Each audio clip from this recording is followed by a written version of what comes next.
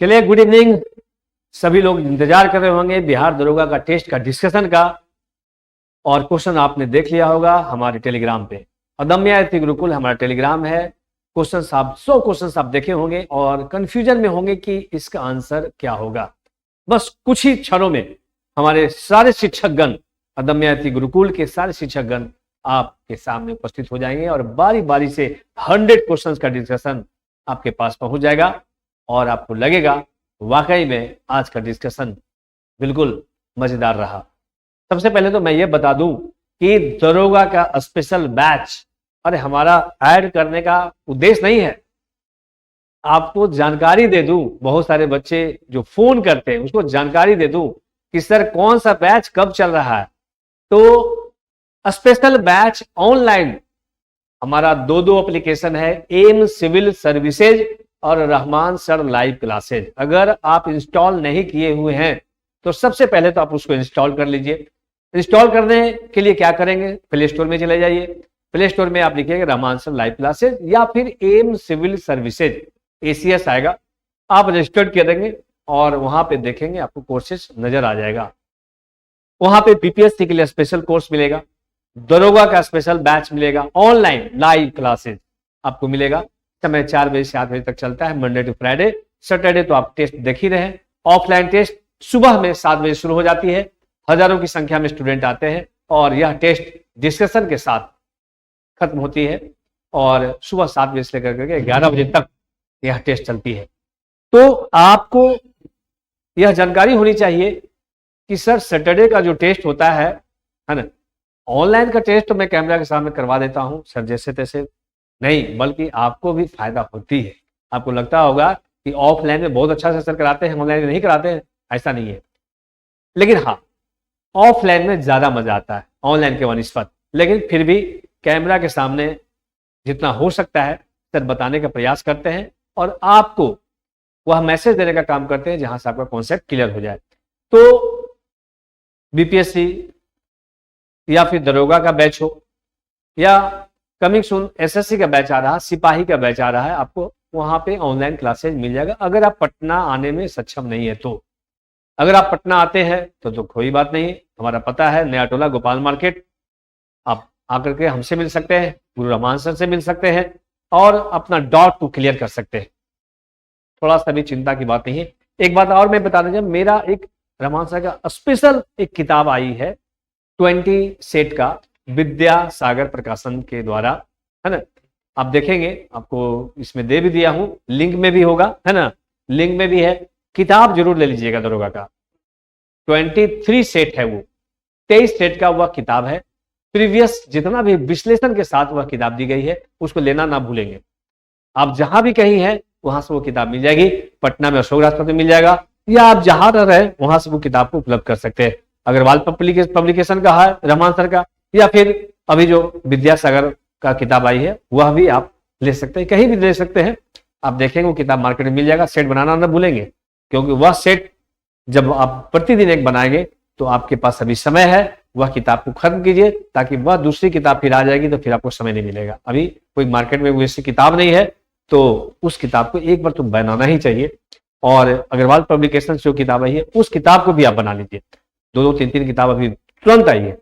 Sir की किताबें किरण publication से भी है, प्राचीन भारत की किताब है, आधुनिक भारत की किताब है, अन्य किताब जो भी किरण पब्लिकेशन से भी आई है उसको भी लेना ना भूलेंगे। एक बार देखिए तो सब NCERT बेस्ड किताब है, लेकिन यह प्रैक्टिस सेट जो विद्यासागर से निकली है वह आपके लिए स्पेशल निकाला गया, दरोगा स्टूडेंट के लिए स्पेशल निकाला गया है, उसको लेना ना भूलेंगे, है ना।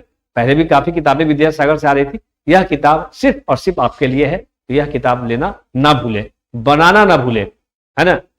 एक बात और मैं बता देना चाहता हूं, अभी एकदम लेटेस्ट 28 तारीख को, यानी कमिंग 28 तारीख जो आने वाला है, 28 तारीख को एक बैच देने जा रहे हैं दरोगा का और BPSC का। दोनों अलग अलग बैचेज रहेगी। अगर आपको लगता है कि सर हम उसमें आना चाहते हैं तो आइए। और दरोगा का जो बैच चल रहा है, अभी डेमो क्लासेज चल रही है 4 से 8 में, वह बैच भी आप लेना चाहेंगे तो रहमान सर लाइव क्लासेज या एम सिविल सर्विसेज एप्लीकेशन में जाकर ले सकते हैं। और ऑफलाइन आना चाहते हैं तो आकर के पढ़िए, सारा व्यवस्था है। सोमवार से शुक्रवार तक क्लास होती है, शनिवार और रविवार को टेस्ट होती है और प्रत्येक टॉपिक वाइज जो चैप्टर है उसका टेस्ट भी होता है, डिस्कशन भी होता है, सर कराते हैं, मजा भी आता है और आपको लगेगा वाकई में इस तरह से अगर हम पढ़ाई करेंगे तो मेरा रिजल्ट 1 से 100 के बीच में रहेगा, है ना। तो सर भी आगे हैं और डिस्कशन शुरू होने जा रही है, तो आप क्वेश्चन देख लीजिए, जहां कहीं डाउट हो आप पूछिए या फिर आप मैसेज करेंगे तो भी आपको आंसर मिलेगा। 9334107690 पर अगर आप बात करते हैं तो आप अदम्य अतिथि गुरुकुल और एम सिविल सर्विसेज के वो तमाम शिक्षकों से मिलने का भी अगर आप प्रयास करते हैं तो गुरुकुल में आइए, आपको लगेगा कि यहाँ पे आने के बाद वाकई में जो अधूरा जानकारी था वो पूरा हो गया। इधर उधर की बातें ना करते हुए आप लग जाइए टेस्ट में। टेस्ट का क्वेश्चन सॉल्व दिया गया है, सर को आने में 1 मिनट लग रहा है, तब तक हम आपको चाट रहे हैं, तो आपको लग रहा होगा कि सर जल्दी से डिस्कशन में से भेजिए सर को, तो सर आएंगे और डिस्कशन कराएंगे। सुबह में भी ऑनलाइन क्लासेज होने जा रही है, मंगलवार से क्लास देंगे, करंट अफेयर्स का भी क्लास शुरू होने जा रही है, उसमें भी आप अप टू डेट रहिए और क्लासेस तो चलते रहता है। यूट्यूब पे ज़्यादा बैचेज नहीं है, लेकिन हमारा एप्लीकेशन पे सारा बैच है। कंटिन्यू यूट्यूब पे सारा सामग्री नहीं दी जाती, लेकिन यूट्यूब पे मैसेज के माध्यम से आपको बताया जाता है ना, कि कौन कौन सा कोर्स कब कब चल रहा है, ये हम आपको बताने का प्रयास करते हैं। तो आप जान ले, दरोगा का स्पेशल बैच चल रहा है, बीपीएससी का स्पेशल बैच चल रहा है, बीपीएससी मेंस का बैच चल रहा है, निबंध का स्पेशल बैच शुरू होने जा रही है 28 तारीख से, है ना। हमारे हाईली एक्सपीरियंस शिक्षक के द्वारा निबंध का, बीपीएससी मेंस के निबंध का बैच स्पेशल, पेपर 1 पेपर 2 का तो बैच चल ही रहा है। अगर आप आज भी आते हैं तो आपको न्यू बैच मिल सकती है, लेकिन निबंध का स्पेशल बैच वह 28 तारीख से शुरू होने जा रही है, उसमें भी आप आना ना भूले। यहाँ टेस्ट की भी सुविधा रखी गई, जो बच्चे यहाँ पे एडमिटेड हैं, जो बच्चे यहाँ पे पढ़ रहे हैं, उसको रेगुलर टेस्ट में भाग लेना पड़ रहा है और रेगुलर टेस्ट भी दे रहे हैं, राइटिंग स्किल पर काम हो रही है, तो इन सारी चीजों पर आपके लिए सिर्फ काम हो रही है। तो आप देर ना करें, आना ना भूले और अपने आप को उनसे दूर मत रखिए। आपको लगता होगा कि नहीं इस बार हमें रिजल्ट लेना है, तो लेना है, क्योंकि इससे पहले कि वक्त तुम्हें बदले, तुम वक्त को बदल दो और आप आने में देर ना करें। होली के बाद या होली के पहले आप मिलना जरूर समझे, यहाँ पे आकर करके सारे शिक्षक आपसे मिलने के लिए। ऐसा नहीं कि आप आएंगे तो मेरे लिए बहुत बड़ी बात हो जाएगी, आप आते हैं तो आपके लिए बड़ी बात हो जाएगी, यह जान लें। ठीक है, तो सर आगे हैं, पहले तो डिस्कशन में भाग ले लीजिए, और भी कोई अगर बात होगी तो हम आपसे फिर बात करेंगे। और हम तो मिलते रहते हैं और रहमान सर भी मिलते रहते हैं आपसे, और भी कुछ बातें हों तो हम आपसे शेयर करेंगे। अगर आपको थोड़ी बहुत भी कहीं से भी कुछ डाउट है तो या तो हमारे चैनल के माध्यम से, या रहमान सर लाइव क्लासेज हमारा टेलीग्राम है, या अदम्य अतिथि गुरुकुल मेरा टेलीग्राम है। एक बार मैं लिख देता हूं, अदम्य अतिथि गुरुकुल टेलीग्राम है ना। कलम क्या हो गया, इसी से वो कलम खराब हो जाएगा इससे। तो अदम्य अतिथि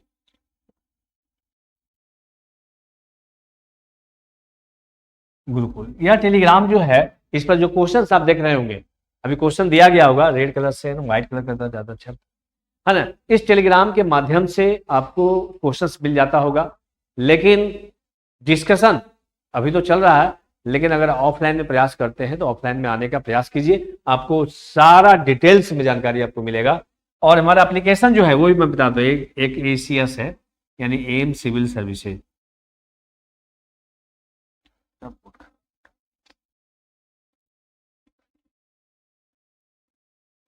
एक एम सिविल सर्विसेज है और दूसरा जो है रहमान सर लाइव क्लासेज।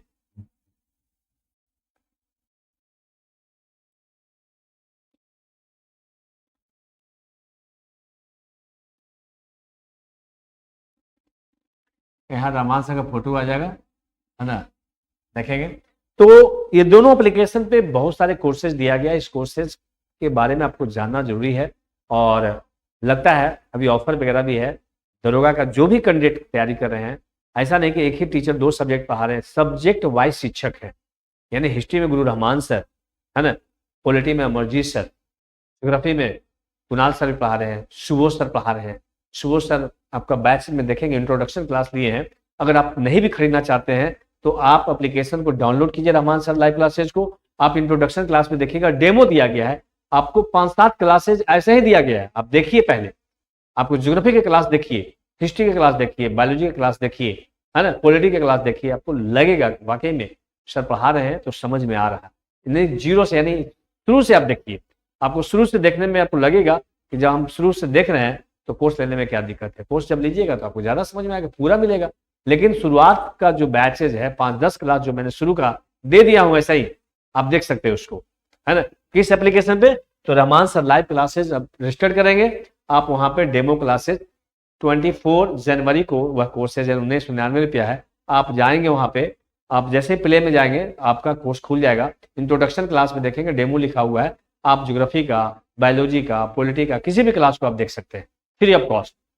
धन्यवाद। तो सर का डिस्कशन शुरू होने जा रही है, सर पहले डिस्कशन कर लीजिए, फिर हम मिलते हैं नेक्स्ट वीडियो में, या फिर इसी वीडियो में अगर लास्ट में अगर मौका मिला तो फिर हम आपसे बात करेंगे। धन्यवाद।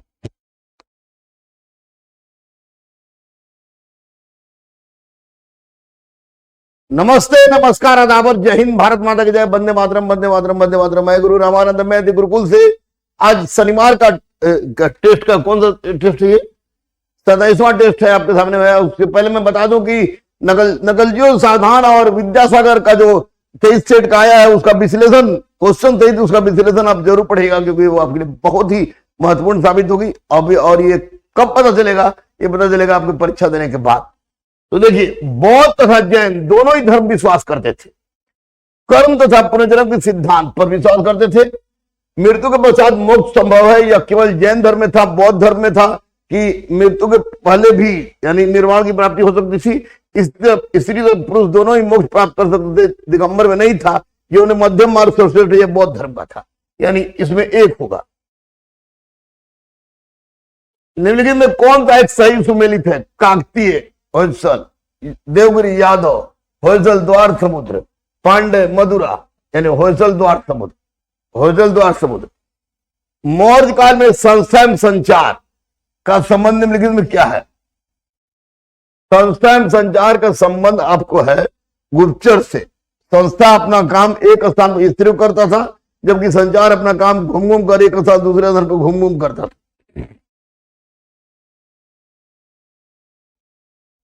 पाल वंश के किस शासक ने उत्तरापद स्वामी सोढ़मल, गुजराती कवि सोढ़मल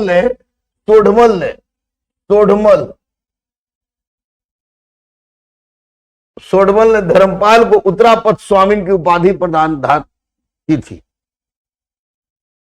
ऋग्वेदिक कालीन समाज में लांगल और सीरा दोनों हल के लिए प्रयुक्त किया गया शब्द है, हल के लिए।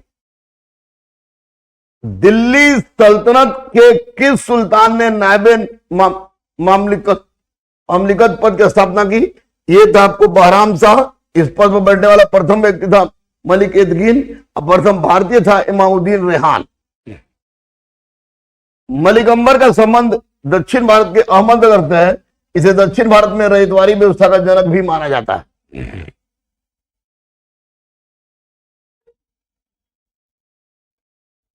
भक्ति आंदोलन के प्रमुख संत कबीर दिल्ली सल्तनत के सिकंदर लोदी के समकालीन थे। दारा शिकोह किस सूफी मत से प्रभावित था? कादरी संप्रदाय से प्रभावित था। निम्नलिखित में से दिल्ली सल्तनत की शासन में अकाल राहत संहिता आपको क्या था? आपको मोहम्मद बिन तुगलक ने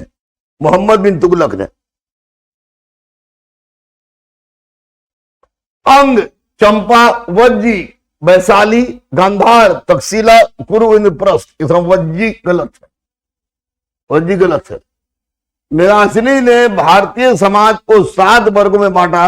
निम्नलिखित में कौन 7 वर्गों में सम्मिलित नहीं था? किसान था, सैनिक था, कारीगर शिल्पी थे, क्षत्रिय नहीं थे। निम्नलिखित में कौन एक सही सुमेलित थे? प्लिनी, नेचुरल हिस्टोरिका, टोलमी, भूगोल, कात्यायन, गार्गी संहिता, अली अहमद, चचनामा।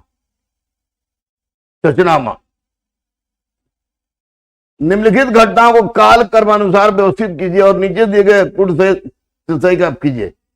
सही उत्तर चुनिए। प्रथम विश्व युद्ध की समाप्ति 1918, 4 जालियांवाला बाग हत्याकांड 1919, 2 मोपला विद्रोह 1921, 3 और चौरी चौरा कांड 1922। 4, 2, 1, 3। निम्नलिखित में कौन था भारत का पहला मजदूर? BP Wadia, Madras labour association. BP Wadia, BP Wadia, BP Wadia, BP Wadia 1918 में किया था इसकी स्थापना। किस अधिनियम के अंतर्गत कंपनी के अधीन सरकारी पदों पर चयन से किसी व्यक्ति को धर्म, जन्म स्थान, मूल वंश, रंग के आधार पर अयोग्य न ठहराए जाने का उपबंध किया गया है? यह आपको 1833 का अधिनियम, 1833 का अधिनियम। Broken wings, broken wings Sarojini Naidu की पुस्तक है। ब्रोकन विंग्स सरोजिनी नायडू की पुस्तक है। भारत में स्वतंत्रता प्राप्ति के समय ब्रिटेन में किस पार्टी की सरकार थी? Labour party, labour party. सेवा सदन पंडिता रमाबाई, देव समाज सिद्धरालू नायडू, धर्मसभा राधाकांत देव, देव समाज शिव नारायण अग्निहोत्री, सेवा सदन पंडिता रमाबाई। बिहार के किस जिले में असहयोग आंदोलन के दौरान झंडा कांड हुआ था? भागलपुर में, भागलपुर में। द्वैत शासन का जनक लिनियस कार्टियस।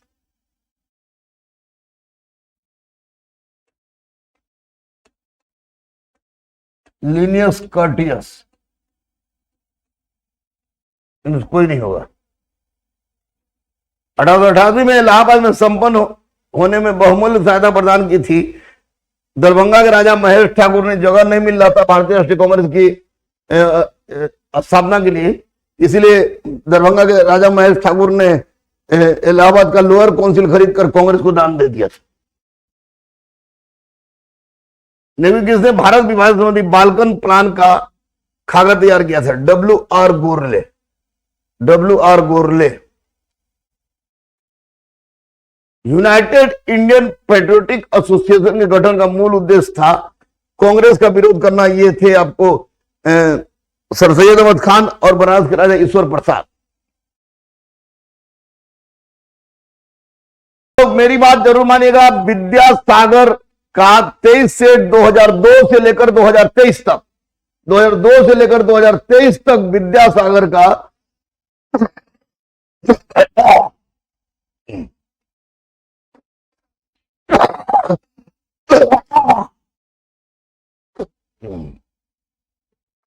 2002 से 2023 तक विद्यासागर का सोल्यूशन उपलब्ध करा दिया गया है। और याद रखिए कि उसमें सबसे बड़ी बात है कि सोल्यूशन में विस्तार से विश्लेषण किया गया है प्रत्येक क्वेश्चन का। यह आपके लिए रामबाण साबित होगा परीक्षा में, याद रखिएगा। और निश्चित रूप से विद्यासागर ले लीजिए, आपके लिए फायदेमंद है, निश्चित रूप से आपके लिए फायदेमंद होगा। विद्यासागर 2002 से लेकर 2023 तक के तमाम उन परीक्षाओं का, जो परीक्षा BPSSC के द्वारा संचालित होती है, उन परीक्षाओं के तमाम प्रश्नों को, तमाम परीक्षाओं के प्रश्नों को उसमें दिया गया है। वो तो महत्वपूर्ण बात है ही, लेकिन इसका विश्लेषण बहुत ही बेहतरीन ढंग से और विस्तृत ढंग से किया गया है, जो निश्चित रूप से रामबाण का काम करेगा। फिलहाल लेते ब्रेक। जय हिंद, जय भारत, भारत माता की जय, वंदे मातरम। सोमवार से अब फिर से शुरू होगा 50-50। तब तक के लिए आप हो जाइए तैयार। विद्यासागर, विद्यासागर, विद्यासागर एक बार बनाइए और उसके बाद देखिए इसका विश्लेषण क्या है। गलत होगा तो उसको जो बोलेगा वो करने के लिए हम तैयार है, लेकिन एक बार ले जरूर लीजिए, क्योंकि हमको चाहिए दरोगा, दरोगा, दरोगा।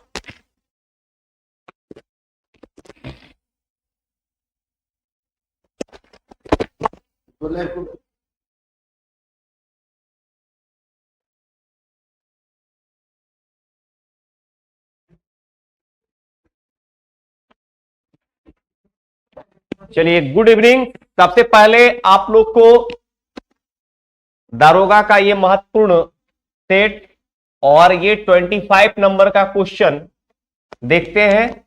दिया गया है कि निम्नलिखित में से कौन सा गुण द्विबीजपत्री डायकोट जो प्लांट होता है का एक गुण नहीं है। यहां पर नहीं देखना है, ठीक है।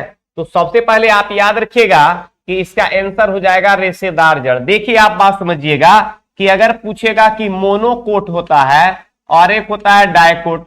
तो आप याद रखना है मोनोकोट और डायकोट में अगर पूछा जाएगा तो मोनोकोट प्लांट में जो होगा रेशेदार जड़ पाया जाएगा। कैसा जड़ पाया जाएगा? रेशेदार जड़ पाया जाएगा, जिसको फाइब्रस रूट कहते हैं। और डायकोट में होगा आपका मूसला जड़, जिसको टेप रूट कहते हैं। ठीक है, तो आप याद रखना है कि जो टेप रूट होता है, जिसको मूसला जड़ कहते हैं, वो खास करके जो रबी फसल होता है, जैसे खास करके दलहनी फसल जो होता है, उसमें कैसा जड़ पाया जाएगा?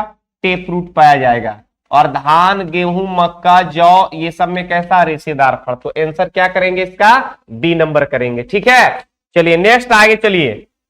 26, पाचन के अंत में जारी ऊर्जा का रूप कौन सा होता है? देखिए यहां पर बात समझिएगा। ठीक है, अगर हम लोग भोजन को ग्रहण करते हैं तो जब भोजन डाइजेस्ट होता है, यानी जब भोजन पचता है, तो पचने की क्रिया क्या कहलाती है? रासायनिक ऊर्जा। ठीक है, तो आंसर आप लोग डी नंबर कीजिएगा, क्योंकि ध्यान रखना है कि रासायनिक एक भौतिक क्रिया होता है, एक रासायनिक क्रिया होता है। तो रासायनिक क्रिया में किसी भी चीज का स्वरूप में जो है, ठीक है, परिवर्तन नहीं हो पाता है, लेकिन भौतिक में क्या होता है?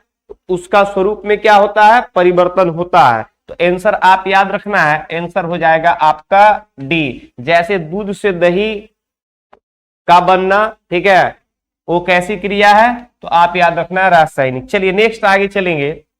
27 नंबर, पेनिसिलिन की खोज किसने किया था? तो अलेक्जेंडर फ्लेमिंग ने किया था। सबसे पहला एंटीबायोटिक था, और यह एंटीबायोटिक जो था पेनिसिलियम नामक कवक से बनाया गया था। चार्ल्स डार्विन जो था वो जैव विकासवाद का मानक सिद्धांत दिया था। ग्रेगर जोहान मेंडल इसे आनुवंशिकी का पिता कहते हैं, और इन्होंने ही मटर के पौधे का प्रयोग किया था, ठीक है, जेनेटिक्स के रूप में। तो आंसर आप याद रखिएगा सी नंबर। नेक्स्ट आगे चलेंगे आप। हाँ, वेबन का एक आनुवंशिक संशोधित प्रारूप विकसित किया गया था। उसका उद्देश्य क्या था? उसका उद्देश्य था, याद रखिएगा, कीट प्रतिरोधी बनाना, यानी पौधे को कीटों से क्या बनाना? प्रतिरोधी। तो आंसर याद रखना है सी। नेक्स्ट, हाँ, निम्नलिखित में से किस पौधे की सिराओं पर कलिकाएं पाई जाती है? ध्यान रखना है आपको। देखिए एक लीफ होता है जिसका नाम है ब्रायोफाइलम। ब्रायोफाइलम के ऊपर ध्यान रखना है एक कली के जैसी संरचना बनती है, ठीक है, बर्ड के जैसी संरचना बनती है, ठीक है, और यह टूट करके एक नए पौधे को जन्म देता है। यह नाम है ब्रायोफाइलम का एकमात्र पौधा होता है। जबकि गुलाब को हम लोग क्या करते हैं? काट कर लगाते हैं। केला का भी तना लगाया जाता है। ब्रायोफाइटा जो होता है ये एक अलग, यानी हम पढ़ते हैं ना, जैसे पूरे पादप जगत की बात करते हैं तो थैलोफाइटा, ब्रायोफाइटा, ठीक है, तो ब्रायोफाइटा को पादप जगत का उभयचर भी कहा जाता है। तो इस तरह से आप याद रखिएगा, आंसर हो जाएगा आपका ब्रायोफाइलम। नेक्स्ट आगे बढ़िएगा। नेक्स्ट क्वेश्चन, निम्नलिखित में से कौन सा पौधा में होने वाला कवक रोग नहीं? ये क्वेश्चन ही गलत है, ये आप याद रखिएगा। यहां पर क्वेश्चन पूछने का तात्पर्य ये था कि इनमें से कौन एक हार्मोन है, ठीक है, जो प्लांट में पाया जाता है, यानी पादप में होता है, ठीक है। तो आप याद रखिएगा आंसर इसका ऑक्सिन होगा, क्योंकि एक होता है प्लांट हार्मोन होता है और एक होता है, आप याद रखना है, प्लांट हार्मोन और एक होता है एनिमल हार्मोन।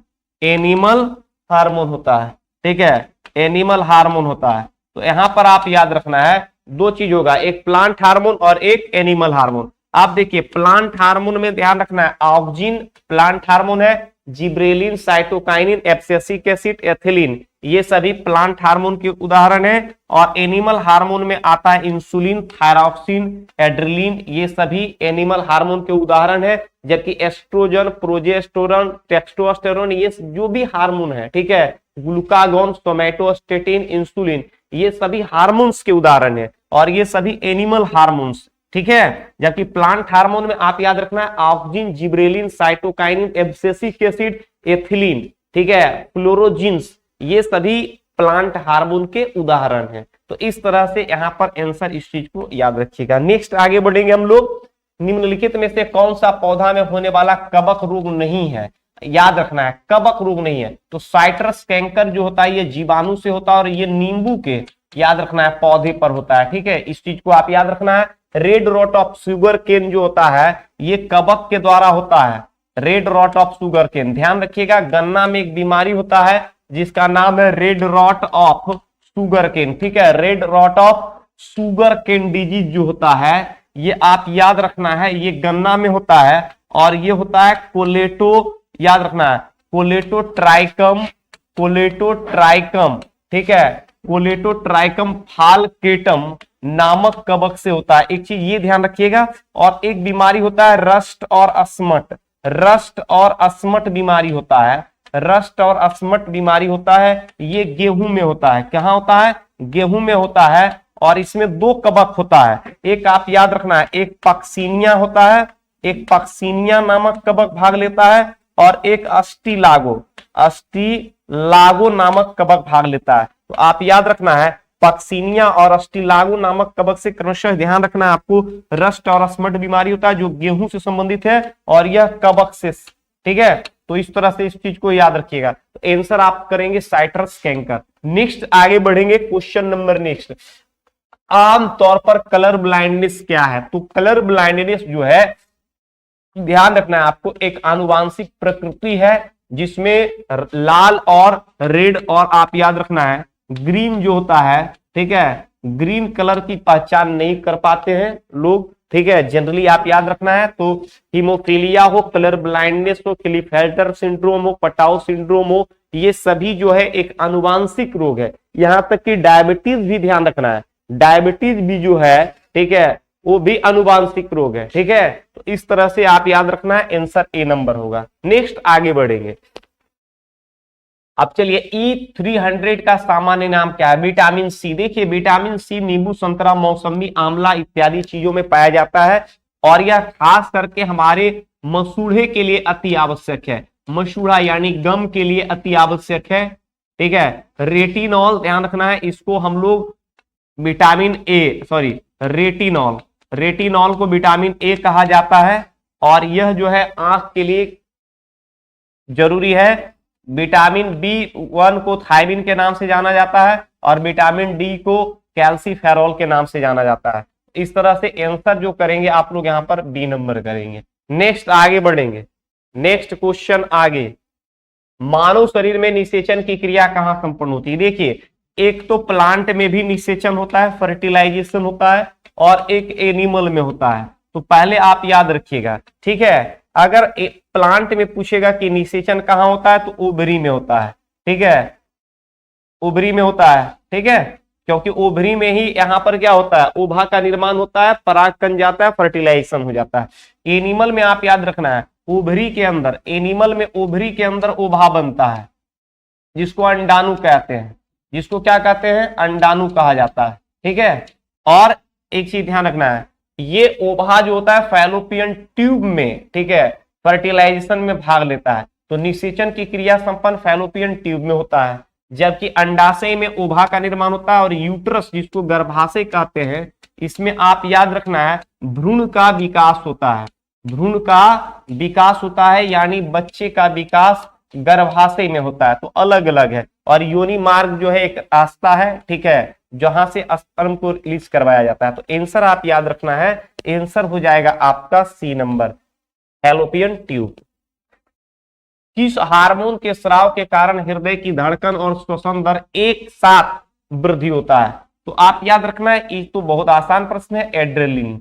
आंसर हो जाएगा ये, क्योंकि बॉडी के अंदर जो उत्तेजना होती है, ठीक है, वो एड्रिनल ग्लैंड से संबंधित है, और यहीं से सेक्स हार्मोन का स्राव होता है, जहां से क्या होता है, उत्तेजना बढ़ती है। तो ये याद रखिएगा। और एस्ट्रोजन जो है एक फीमेल सेक्स हार्मोन है। थायरॉक्सिन का संबंध आप याद रखना है, ये जनरली पुरुष और महिला दोनों से संबंधित है, ठीक है, क्योंकि ये थायरॉक्सिन हार्मोन जो होता है थायराइड ग्लैंड से निकलता है, और यह बॉडी का जो है सबसे बड़ी, ध्यान रखना है, बॉडी का सबसे बड़ी अंतःस्रावी ग्रंथि है, एंडोक्राइन ग्लैंड है, ठीक है। तो इस तरह से आंसर ए नंबर करेंगे। नेक्स्ट चलिए आगे बढ़ते हैं हम लोग, क्वेश्चन नंबर अब निकालते हैं, निकालेंगे आप लोग क्वेश्चन नंबर, हाँ क्वेश्चन नंबर निकालिए आप 81 निकालिए, 81 क्वेश्चन नंबर 81 आ गया। चलिए, बायोगैस से हम लोग प्राय खाना बनाते हैं, याद रखना है। तो इसमें मीथेन का प्रतिशत पूछा है, क्योंकि सर्वाधिक मीथेन होता है तो 55.8% होता है CH4, आप याद रखना है। और इसकी उपयोगिता जो होता है खाना बनाने और लाइट के लिए इस्तेमाल किया जाता है। नेक्स्ट क्वेश्चन आगे बढ़ेंगे, बढ़ते जाइए आप लोग। मिस इंडिया वर्ल्ड वाइड 2022 का खिताब किसने जीता था? तो ये जीती है, नाम है खुशी पटेल। क्या नाम है? खुशी पटेल। ठीक है, नेक्स्ट आगे बढ़ते जाएंगे। और आप लोग जो भी ऑनलाइन लड़के देखते हैं, ठीक है, वो प्राय प्रयास कीजिए कि पहले आप कितना जवाब देते हैं। ठीक है, किस राज्य में मुंबई को 6 विकेट से हराकर 2022 में अपना पहला रणजी ट्रॉफी जीता था? 22 में, याद रखना है, ये आंसर हो जाएगा मध्य प्रदेश। ठीक है, लेकिन लेटेस्ट में अभी कौन जीता है? कमेंट बॉक्स में बताइएगा कि लेटेस्ट कौन जीता है। सौराष्ट्र जीता है, महाराष्ट्र जीता है, या पश्चिम बंगाल जीता है? जो अभी 2, 4, 5, 10 दिन पहले की मैं बात बता रहा हूं। ठीक है, तो आंसर हो जाएगा आपका डी नंबर। ठीक है, तो 83 का। चलिए आगे बढ़ेंगे। हाल ही में I2U2 एक संगठन है, आप याद रखिएगा। जैसे क्वाड एक संगठन है, तो क्वाड में तो आप जान रहे हैं टोटल देश कितना है? 4 देश है। उसी तरह इसमें भी है I2U2, तो इसमें सदस्य शामिल है। इसमें भारत है, अमेरिका है, UAE है और इजराइल है। मतलब क्वाड के पैटर्न पर ही इसका निर्माण किया गया था। तो आंसर याद रखना है, आंसर ए नंबर। आगे बढ़िए। नेक्स्ट, किस भारतीय कंपनी ने गुजरात में भारत में प्राप्त पहला और दुनिया का सबसे बड़ा कार्बन पर प्लॉट की घोषणा किया है? ये किया है रिलायंस इंडस्ट्री। मुकेश अंबानी जो है इनके अभी मालिक है। ठीक है, संस्थापक उनके पिताजी थे। टाटा समूह आप जान ही रहे हैं कि एक बहुत बड़ी कंपनी है। L&T जो है आप याद रखना है, ये बहुत कंस्ट्रक्शन का काम करती है, मेट्रो वगैरह जो बनाती है, इसमें ज्यादातर योगदान L&T का ही होता है। अडानी ग्रुप याद रखना है, जिसके प्रमुख है गौतम अडानी। ठीक है, आंसर हो जाएगा रिलायंस। नेक्स्ट आगे बढ़िए। हाल ही में किस राज्य सरकार द्वारा राज्य की सीमाओं के भीतर महिला यात्रियों को सड़क परिवहन निगम में बसों में 50% जो है रियायत प्रदान किया गया है? तो ये किया है आपका हिमाचल प्रदेश। ठीक है, और अभी यहां पर ध्यान रखना है कि कांग्रेस की सरकार बनी है। किसकी सरकार बनी है? कांग्रेस की सरकार बनी है, इसलिए याद रखिएगा आंसर हो जाएगा आपका ए नंबर। नेक्स्ट, भारत के बाहर किस देश में भारतीय प्रौद्योगिकी संस्थान IIT ने अपनी शाखा स्थापित करेगा?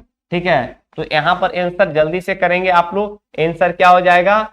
जापान है, UAE है, इजराइल है, फ्रांस है। तो आंसर हो जाएगा आपका 87 का UAE। 87 का आंसर आप लोग करेंगे।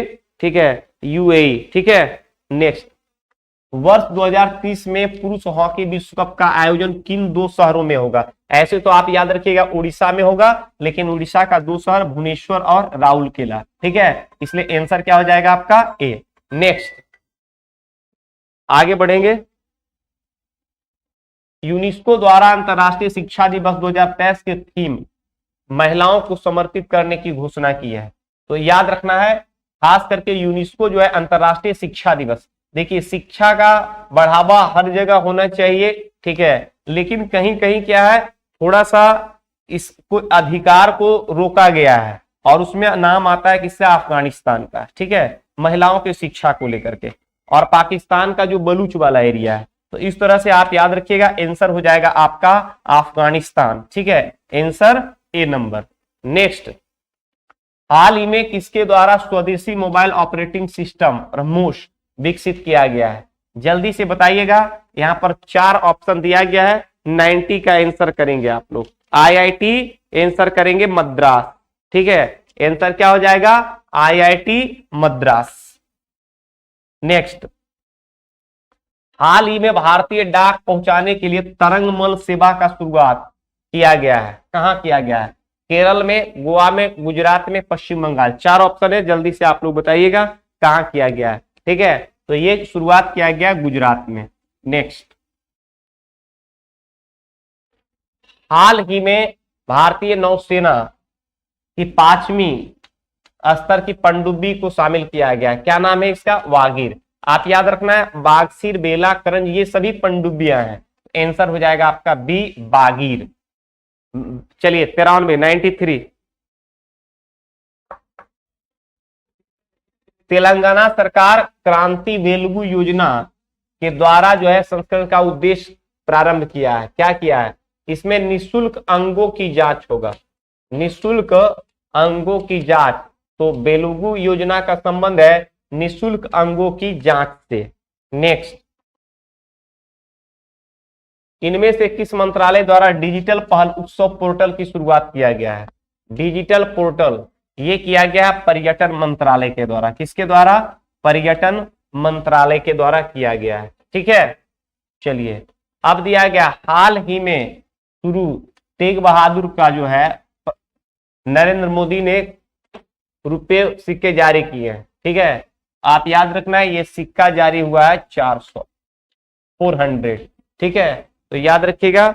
नेक्स्ट क्वेश्चन समाप्त है। मैथ का 5 क्वेश्चन है। मिलते हैं नेक्स्ट सेट में, तब तक के लिए जय हिंद।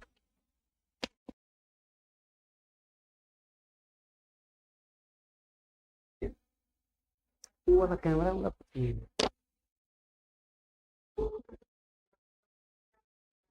चलिए साइंस डिस्कशन की ओर हम लोग आते हैं। अब तो साइंस में फिजिक्स और केमिस्ट्री देखेंगे। आपको पता होना चाहिए कि फिजिक्स और केमिस्ट्री देखते हैं, बायोलॉजी के लिए दूसरे टीचर हैं।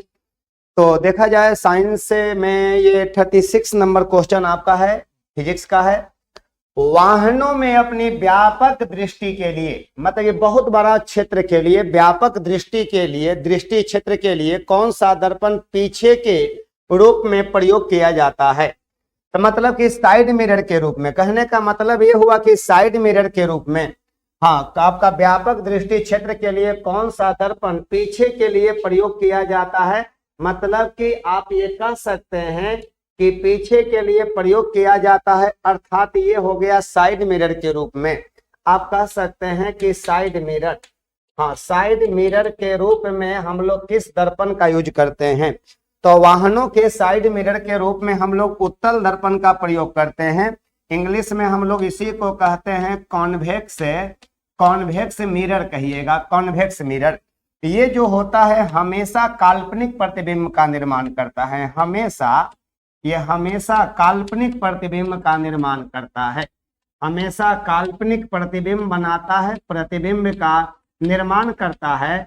और जब भी ये प्रतिबिंब बनाता है वस्तु के आकार से छोटा प्रतिबिंब बनाता है, हमेशा काल्पनिक तथा वस्तु के आकार से तथा छोटा प्रतिबिंब बनाता है, छोटा इमेज बनाता है, छोटा प्रतिबिंब का ये निर्माण करता है आपका जो हमारा उत्तल दर्पण है। देखिए इसका उपयोग हम लोग साइड मिरर के रूप में इसलिए करते हैं कि ये बहुत बड़ा क्षेत्र का निर्माण करता है, बहुत बड़ा क्षेत्र का निर्माण करता है और ये छोटा प्रतिबिंब बनाता है, जिससे बहुत बड़ा क्षेत्र की वस्तुओं को एक छोटे से दर्पण में हमें दिखा देता है। ये जैसे देखिए यहाँ पर हम एक छोटा सा चित्र बना रहे हैं, इससे आप बेटर समझ पाइएगा।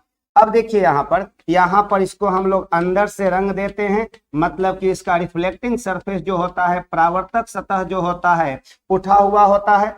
यहाँ से लाइट रे निकला, यहाँ से लाइट रे निकला, यहाँ पर आया ये, और फिर कहिएगा यहाँ पर इस तरह से हो गया आपका, यहाँ से आया, यहाँ पर आकर मिला, यहाँ से यहाँ पर ये बहुत बड़ा ये एरिया का निर्माण करता है, बहुत बड़ा क्षेत्र का निर्माण करता है। तो इतना बड़ा क्षेत्र का निर्माण करता है तब ना हम लोग वाहनों के साइड मिरर के रूप में इसी दर्पण का प्रयोग करते हैं। लेकिन अब यहाँ पर आप कहिएगा कि समतल दर्पण का उपयोग कहाँ किया जाता है? कहिएगा पेरिस्कोप में, पेरिस्कोप में किया जाता है, कैलिडियोस्कोप में किया जाता है, और पेरिस्कोप को हिंदी में परिदर्शी कहा जाता है। तो पेरिस्कोप में समतल दर्पण का उपयोग किया जाता है। यहाँ पर ये अवतल दर्पण का उपयोग तो बहुत सारे क्षेत्रों में किया जाता है, जैसे कि हजामती दर्पण के रूप में किया जाता है। ENT डॉक्टरों द्वारा इसका उपयोग किया जाता है। E माने ईयर, N माने नोज, T माने थ्रोट। ENT डॉक्टर द्वारा इसका उपयोग किया जाता है। चाहे आपका सर्च लाइट में किया जाता है इसका उपयोग, सर्च लाइट जिसको खोज बत्ती कहते हैं। आपका सोलर प्लेट में बड़े बड़े वक्रता त्रिज्या वाले अवतल दर्पण का उपयोग आपका ये सोलर कुकर के रूप में किया जाता है। सर्च लाइट में आपका देखिएगा तो टॉर्च में भी इसका यूज किया जाता है। वाहनों के हेड लाइट में भी यूज किया जाता है, हेड लाइट में भी इसका उपयोग किया जाता है। तो सो मेनी यूजेज भी इसका है। लेकिन हमारे प्रश्न का सही जवाब ऑप्शन नंबर 1 आ जाएगा, जो हमारा उत्तर लेंस है। ऐसे तो बहुत यूजेज है, सबका सिग्निफिकेंस आपको हम बताते हैं, लेकिन सम यहाँ पर जगह छोटा पड़ गया। चलिए आगे देखिए, हम लोग अगला क्वेश्चन की ओर आते हैं। 36 नंबर के बाद हम लोग आगे बढ़ जाते हैं। चलिए 36 के बाद आगे बढ़ जाते हैं, कोई दिक्कत नहीं है। तो अब यहाँ पर देखिएगा, ये आपको तो देख लिए कि ये समतल दर्पण का यूज कहाँ किया जाता है, उत्तल का यूज कहाँ किया जाता है। अब देखिए यहाँ पर अगला क्वेश्चन देखिए क्या है आपका। अगला क्वेश्चन है कि दी गई अभिक्रियाओं कर दीजिए यहाँ पर तो बढ़िया रहेगा। अभिक्रियाओं में से कौन सी संयोजन अभिक्रियाओं के विपरीत होती है? तब बताइएगा। संयोजन अभिक्रिया माने कॉम्बिनेशन रिएक्शन होती है। संयोजन अभिक्रिया का मतलब होता है कॉम्बिनेशन रिएक्शन होती है। संयोजन अभिक्रिया कॉम्बिनेशन रिएक्शन तो ये होता है दोहरा विस्थापन, डबल डिस्प्लेसमेंट। देखिएगा संयोजन अभिक्रिया पहले समझ लीजिए। A प्लस बी मिलकर अगर ये AB बनाता है तो ये संयोजन अभिक्रिया होता है। ये संयोजन अभिक्रिया हुआ, इसको कह दीजिएगा संयोजन अभिक्रिया। इसको कह दीजिएगा संयोजन अभिक्रिया कह दीजिएगा, कॉम्बिनेशन रिएक्शन कह दीजिएगा इसको। लेकिन याद रखिएगा, अगर कह दिया जाए कि इसको अगर हम लोग तोड़ देते हैं A प्लस बी में तो ये होता है अपघटन अभिक्रिया। ये अपघटन अभिक्रिया हो गया। जैसे मानकर चला जाए कि AB अगर ये टूट जाता है, A प्लस बी में अगर ये टूट जाता है तो ये होता है हमारा अपघटन अभिक्रिया होता है। इसको कह दीजिएगा अपघटन अभिक्रिया कह दीजिएगा इसको। देखिए दोनों का हम एग्जाम्पल एक एक देने जा रहे हैं, जरा समझिएगा इसको। आप एक बात बताइएगा, जब यहाँ पर एक सा ध्यान दीजिएगा, यहाँ पर CaO और प्लस यहाँ पर H2O तो ये बनाता है, यहाँ पर कहिएगा CaOH का होल ट्वाइस और प्लस उष्मा मिलता है, प्लस उष्मा मिलता है तो ये संयोजन अभिक्रिया में आ गया। और बताइएगा अपघटन अभिक्रिया में आप इसको इस तरह से लिख लीजिएगा, यहाँ पर कह दीजिएगा अपघटन अभिक्रिया के लिए CaCO3 कैल्शियम कार्बोनेट को जब गर्म कीजिएगा, जब इसको हीट दीजिएगा, गर्म कीजिएगा तो ये CaO में और प्लस CO2 में टूट जाता है। तो ये होता है अपघटन अभिक्रिया। लेकिन यहाँ पर थर्मल होता है, थर्मल डिकम्पोजिशन रिएक्शन में आ जाएगा आपका। तो एक बात बताइएगा, संयोजन अभिक्रिया का विपरीत जो होता है अपघटन अभिक्रिया होता है। लेकिन अब ये तो आंसर बन गया। एगो होता है दोहरा विस्थापन अभिक्रिया। तो दोहरा विस्थापन अभिक्रिया में आयनों का आदान प्रदान होता है, इसमें आयन का आदान प्रदान होता है। जैसे देखिए यहाँ पर देखिएगा, इसका एग्जाम्पल क्या हो जाएगा, कहिएगा A प्लस अगर AB हो गया और यहाँ पर हो गया CD हो गया, तो अब यहाँ पर ध्यान दीजिएगा ये कैसे बनाइएगा, इसको तोड़िएगा तो A plus and B minus कर दीजिएगा और यहाँ पर इसको तोड़िएगा तो कहिएगा C plus and D minus कर दीजिएगा। तो इसका जो है ये प्लस इसके माइनस से क्रिया करेगा और ये माइनस इसके प्लस से क्रिया करेगा। यही तो है, इसी को कहते हैं डबल डिस्प्लेसमेंट रिएक्शन, जिसको हम लोग द्विविस्थापन रिएक्शन कहते हैं। तो बताइएगा ये बन गया AD बन गया, इसको कह दीजिएगा AD और प्लस कह दीजिएगा AD प्लस यहाँ पर कह दीजिएगा BC कर दीजिएगा, ये डबल डिस्प्लेसमेंट रिएक्शन में आएगा। और विस्थापन अभिक्रिया डिस्प्लेसमेंट रिएक्शन में देखिएगा तो एक अधिक क्रियाशील धातु आपका कम क्रियाशील धातु को डिस्प्लेस कर देता है, उसको हटा देता है। जैसे Zn प्लस यहाँ पर बताइएगा H2SO4, तो यहाँ पर जो हो गया ना, यहाँ Zn ज्यादा क्रियाशील है हाइड्रोजन से, तो यहाँ पर बना लेगा ये ZnSO4 और प्लस यहाँ पर कह दीजिएगा H2 कर दीजिएगा और H2 बेचारा बाहर निकल जाता है। तो तो ये आपका हो गया आंसर, आपके प्रश्न का सही आंसर ऑप्शन नंबर सी। और बाकी सभी ऑप्शन पर मैंने डिस्कस किया है, वो आप लोग एक बार अपने माइंड में जरूर इस चीज को सेट कर रखिएगा। चलिए आगे बढ़ जाए, हम लोग नेक्स्ट क्वेश्चन की ओर आते हैं। नेक्स्ट क्वेश्चन की ओर आते हैं। ये देखिए बहुत अच्छा क्वेश्चन है, उत्प्रेरक के बारे में दिया गया है। तो अब बताइएगा उत्प्रेरक के बारे में ये दिया गया है, तो उत्प्रेरक का अगर पूछा जाए कि इसका खोजकर्ता कौन है, तो कहिएगा बर्जेलियस साहब है। इसका खोजकर्ता बर्जेलियस साहब है, बर्जेलियस साहब इसका खोजकर्ता हो गए। अब बताइएगा अभिक्रिया में भाग नहीं लेता है, लेकिन ये अभिक्रिया के दर को परिवर्तित कर देता है। खुद ये अभिक्रिया में भाग नहीं लेता है, लेकिन अपना प्रेजेंटेशन शो कर अभिक्रिया की दर को बढ़ा भी सकता है या अभिक्रिया की दर को घटा भी सकता है ये। तो कहिएगा अभिक्रिया में भाग लिए बिना, आप कहिएगा कि अभिक्रिया में भाग लिए बिना, अभिक्रिया में भाग लिए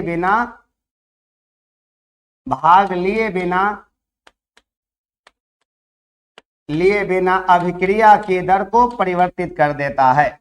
अभिक्रिया की दर को परिवर्तित कर देता है। अभिक्रिया की दर को परिवर्तित कर देता है।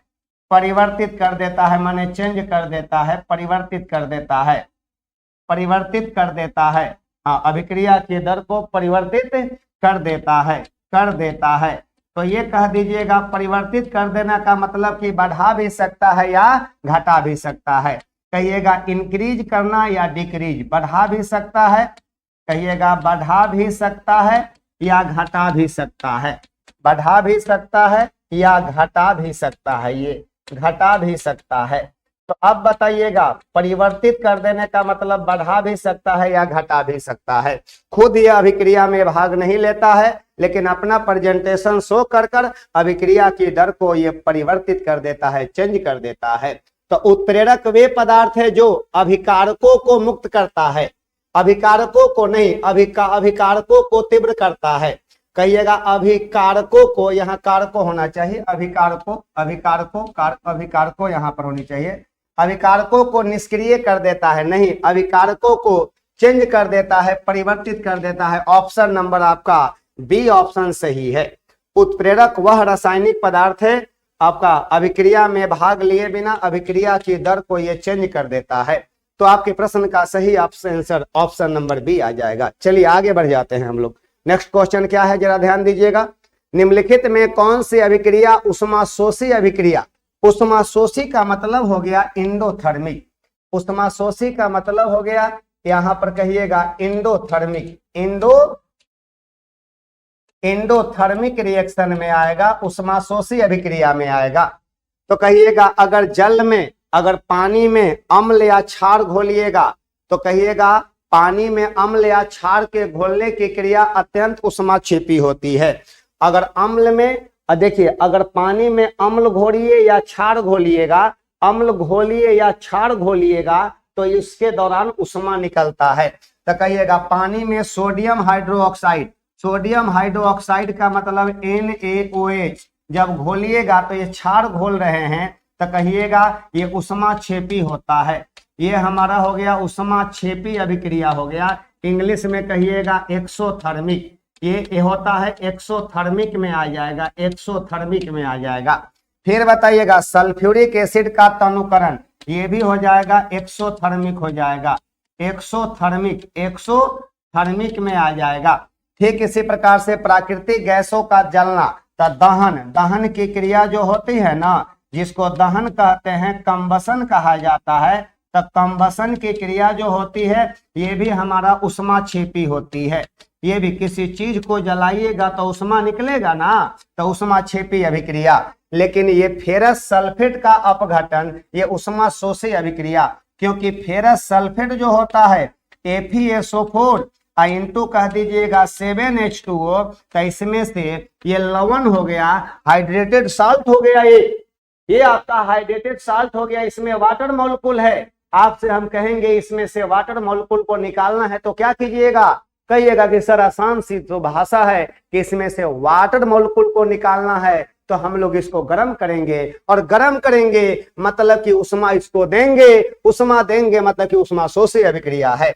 तब बताइएगा जब इसको गर्म किया जाता है, हीट किया जाता है, तो ये बेचारा अलग अलग हो जाता है। तो यहाँ पर FeSO4 और प्लस कह दीजिएगा 7H2O, इसमें से सभी वाटर मॉलिक्यूल को निकाल दीजिएगा। इसलिए आपके प्रश्न का सही ऑप्शन बी नंबर सही होगा। चलिए आगे क्वेश्चन की ओर आते हैं। एकदम इस चीज को आप लोग सेट कर लिए, बहुत अच्छा क्वेश्चन है सभी। आगे बढ़ जाते हैं। चलिए अगला सवाल है कि निम्नलिखित में से किसमें एथेनोइक एसिड पाया जाता है। इथेनोइक एसिड की बात करते हैं हम लोग, एथेनोइक अम्ल की बात करते हैं। इथेनोइक एसिड को ही हम लोग कहते हैं एसिटिक एसिड कहते हैं, इसी को कहते हैं एसिटिक एसिड का नाम दिया गया है। और इसका सूत्र होता है आपका CH3COOH होता है। इसी को यही आपका सिरका में पाया जाता है, और यही सिरका में विनेगर में पाया जाता है। सफेद सिरका, नींबू के रस में आपका साइट्रिक अम्ल होगा, संतरा में भी साइट्रिक अम्ल होगा, टमाटर में जो होता है ऑक्जेलिक एसिड होता है, इसमें कह दीजिएगा ऑक्जेलिक एसिड कह दीजिएगा। और ऑक्जेलिक एसिड का सूत्र आप लोग जानते होंगे, कहिएगा COOH, और एक और लिख दीजिएगा COOH, और इसी को एक साथ लिखना होगा तो कहिएगा C2O4H2 होता है। यही हमारा ऑक्जेलिक एसिड का सूत्र होता है, जो कि टमाटर में पाया जाता है, यह हमारा पालक में पाया जाता है। यही कारण कि डॉक्टर मना करता है ज्यादा पालक ज्यादा टमाटर खाने को, क्योंकि यही जो कैल्शियम ऑक्जेलेट के रूप में स्टोन का रूप लेता है, पथरी का रूप ले लेता है। तो बताइएगा आपके सवाल में इथेनोइक एसिड है, और ये कह दीजिएगा सिरका में पाया जाता है, विनेगर में पाया जाता है, विनेगर में ये पाया जाता है, सिरका में ये पाया जाता है। कौन अम्ल? एसिटिक एसिड पाया जाता है। इसका लगभग आपका 3 से 5% तक का तनुघोल सिरका कहलाता है, विनेगर कहलाता है। तो प्रश्न का जवाब मिल गया आपका ऑप्शन नंबर सी। चलिए आगे बढ़ जाते हैं हम लोग, अगला क्वेश्चन पर आते हैं। चलिए बहुत अच्छा क्वेश्चन है। साबुन में एंटीसेप्टिक गुण, या सही बात है, साबुन में एंटीसेप्टिक गुण निम्नलिखित मिश्रणों में से एक के कारण पाया जाता है। तो साबुन में एंटीसेप्टिक गुण इसके वजह से होती है, बिथियोनॉल के कारण, बिथियोनॉल के वजह से होती है साबुन में एंटीसेप्टिक गुण। और ये बताइएगा सोडियम लैरिल, यहाँ पर रख कर दीजिएगा, सोडियम लैरिल सल्फेट की बात करते हैं तो ये दंत मंजन में पाया जाता है, दंत मंजन में पाया जाता है, दंत मंजन सब में पाया जाता है। या आप लोग कहिएगा कि जितना भी क्लीनिंग चीज होता है उसमें भी आप ये देख सकते हैं। रेजिन जो होता है ये साबुन में पाया जाता है, हजामत बनाने वाला साबुन में ये पाया जाता है। तो ये कहिएगा ये झाग ज्यादा, देखिए साबुन हजामत बनाने वाला साबुन आपका में रेजिन और ग्लिसरॉल मिला दिया जाता है ताकि रेजिन अधिक झाग दे। कहिएगा अधिक झाग के लिए, कहिएगा अधिक झाग के लिए, झाग माने फेना, अधिक झाग के लिए, झाग के लिए अधिक फेना उत्पन्न करने के लिए ये मिलाया जाता है, जिसका नाम है रेजिन। लेकिन एंटीसेप्टिक गुण का काम करता है बेथियोनॉल। क्या करता है? बेथियोनॉल करता है। चलिए आपके प्रश्न का सही जवाब ऑप्शन नंबर 1 आ गया।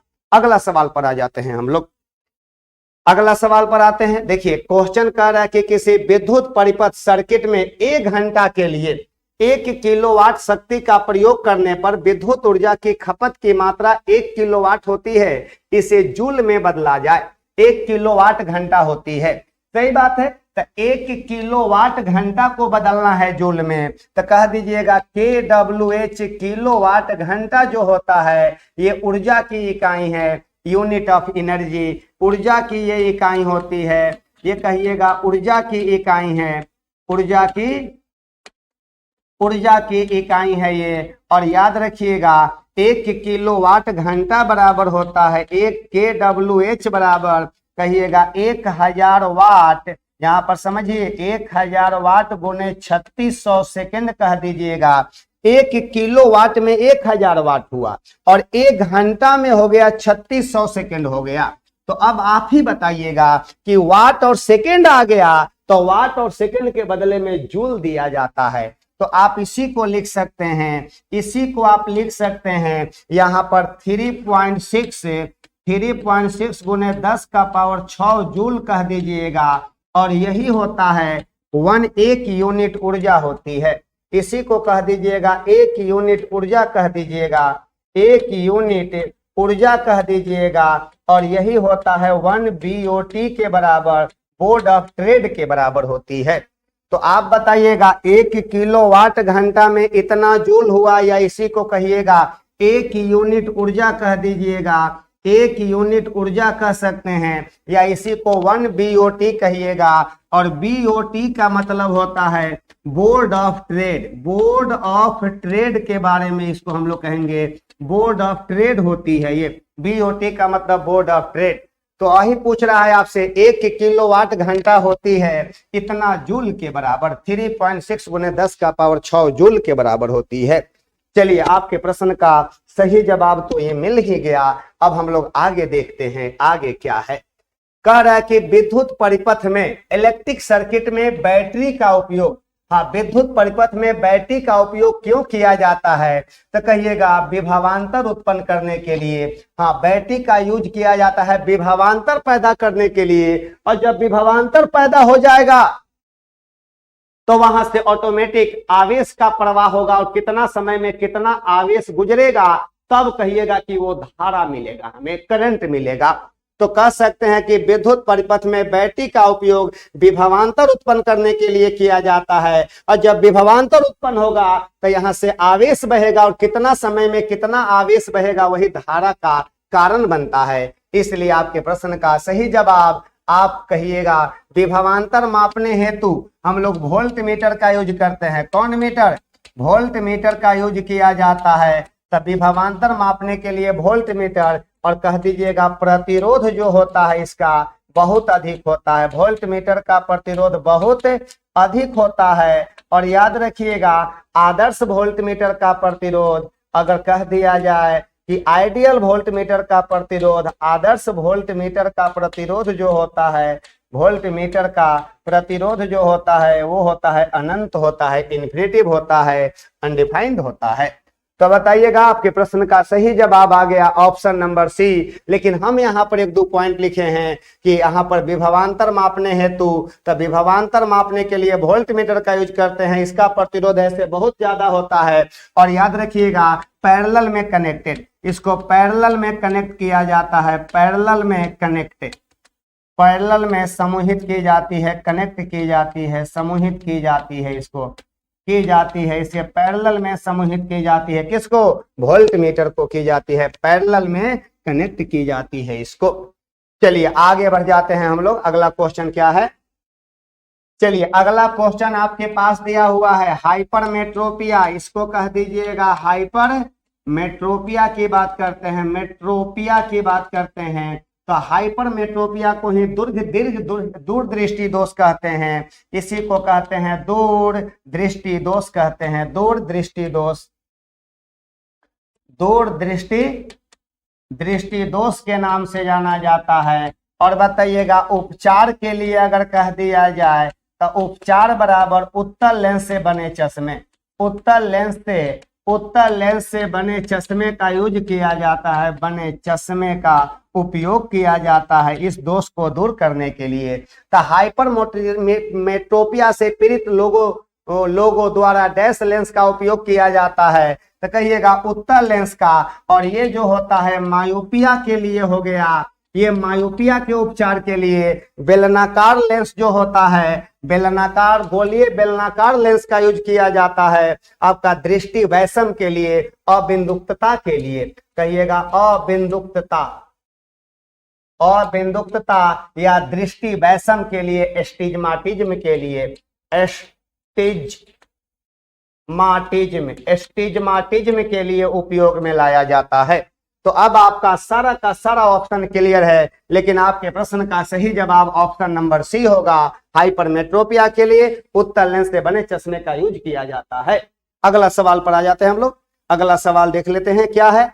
अगला सवाल है कि जब प्रकाश सघन माध्यम से, सघन माध्यम का मतलब डेंसर मीडियम, यह सही बात है, डेंसर मीडियम से आप कहिएगा कि ये आपका विरल मीडियम में, माने कि विरल माध्यम में, रेयरर, RAR, ये रेयरर मीडियम में जब प्रवेश करता है तो आपको तो ये पता होना चाहिए कि जब प्रकाश की किरण सघन माध्यम से विरल माध्यम में जाता है, सघन से विरल में जाता है तो वो अभिलंब से दूर हटता है, सघन से विरल में जाएगा तो नॉर्मल से दूर हटता है और उसमें स्पीड उसका बढ़ जाता है, स्पीड बढ़ जाता है। लेकिन जब प्रकाश की किरण आपका विरल माध्यम से सघन माध्यम में आती है तो वो नॉर्मल की ओर बेंड कर जाती है, नॉर्मल की ओर मुड़ जाती है और वहां पर स्पीड में कमी आती है। जब स्पीड में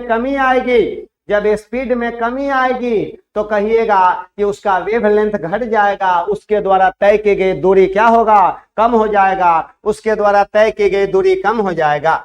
तो प्रश्न है, जब प्रकाश सघन माध्यम से विरल माध्यम में प्रवेश करता है तो सघन से विरल में प्रवेश करता है तो वह धीमी नहीं, यहाँ पर मिस्टेक है, यहाँ पर कह दीजिएगा तेज, यहाँ पर मिस्टेक है, तेज तथा डैश हो जाती है। तो कहिएगा कि यहाँ पर ध्यान दीजिए आप लोग, यहाँ पर हम एगो फिगर बना दे रहे हैं, फिगर से समझ लीजिए आप लोग। यहाँ पर हो गया सघन माध्यम, यहाँ पर हो गया डेंसर मीडियम हो गया, सघन माध्यम हो गया और यहाँ पर दे रहे हैं विरल माध्यम हो गया, रेयरर मीडियम हो गया यहाँ पर, और प्रकाश की किरण हम लोग इसको कह देंगे नॉर्मल। ये हो गया हमारा नॉर्मल हो गया, ये नॉर्मल हो गया। और जब प्रकाश की किरण हमारा सघन से विरल में जाती है तो अभिलंब से दूर हटती है, और जब अभिलंब से दूर हटती है तो अब बताइएगा यहाँ पर एंगल I हो गया, ये एंगल हमारा R हो गया। और बताइएगा इसमें प्रकाश की चाल ज्यादा होगा, यहाँ पर स्पीड हो गया, यहाँ V1 हो गया, यहाँ पर V2 हो गया। अब हम यहाँ लिख देने जा रहे हैं कि कोण R यहाँ ग्रेटर देन होगा कोण I से, या दूसरे शब्दों में ये भी कह सकते हैं कि V2 ग्रेटर देन होगा V1 से हो जाएगा। और बताइए प्रकाश की किरण जब सघन से विरल में जाती है तो अभिलंब से दूर हटती है और इसका स्पीड इस मीडियम में बढ़ जाती है, इंक्रीज कर जाती है। तो बताइएगा प्रश्न का सही जवाब कौन हो जाएगा। तो कहिएगा कि यहाँ पर सघन माध्यम से विरल माध्यम में प्रवेश करता है। देखिए जितने भी स्टूडेंट लाइव हैं वो आप लोग देखिए किस तरह से क्वेश्चन को यहाँ पर, अगर उल्टा हम लोग आएंगे, विरल से सघन में आएंगे तो अभिलंब की ओर मुड़ती है ये।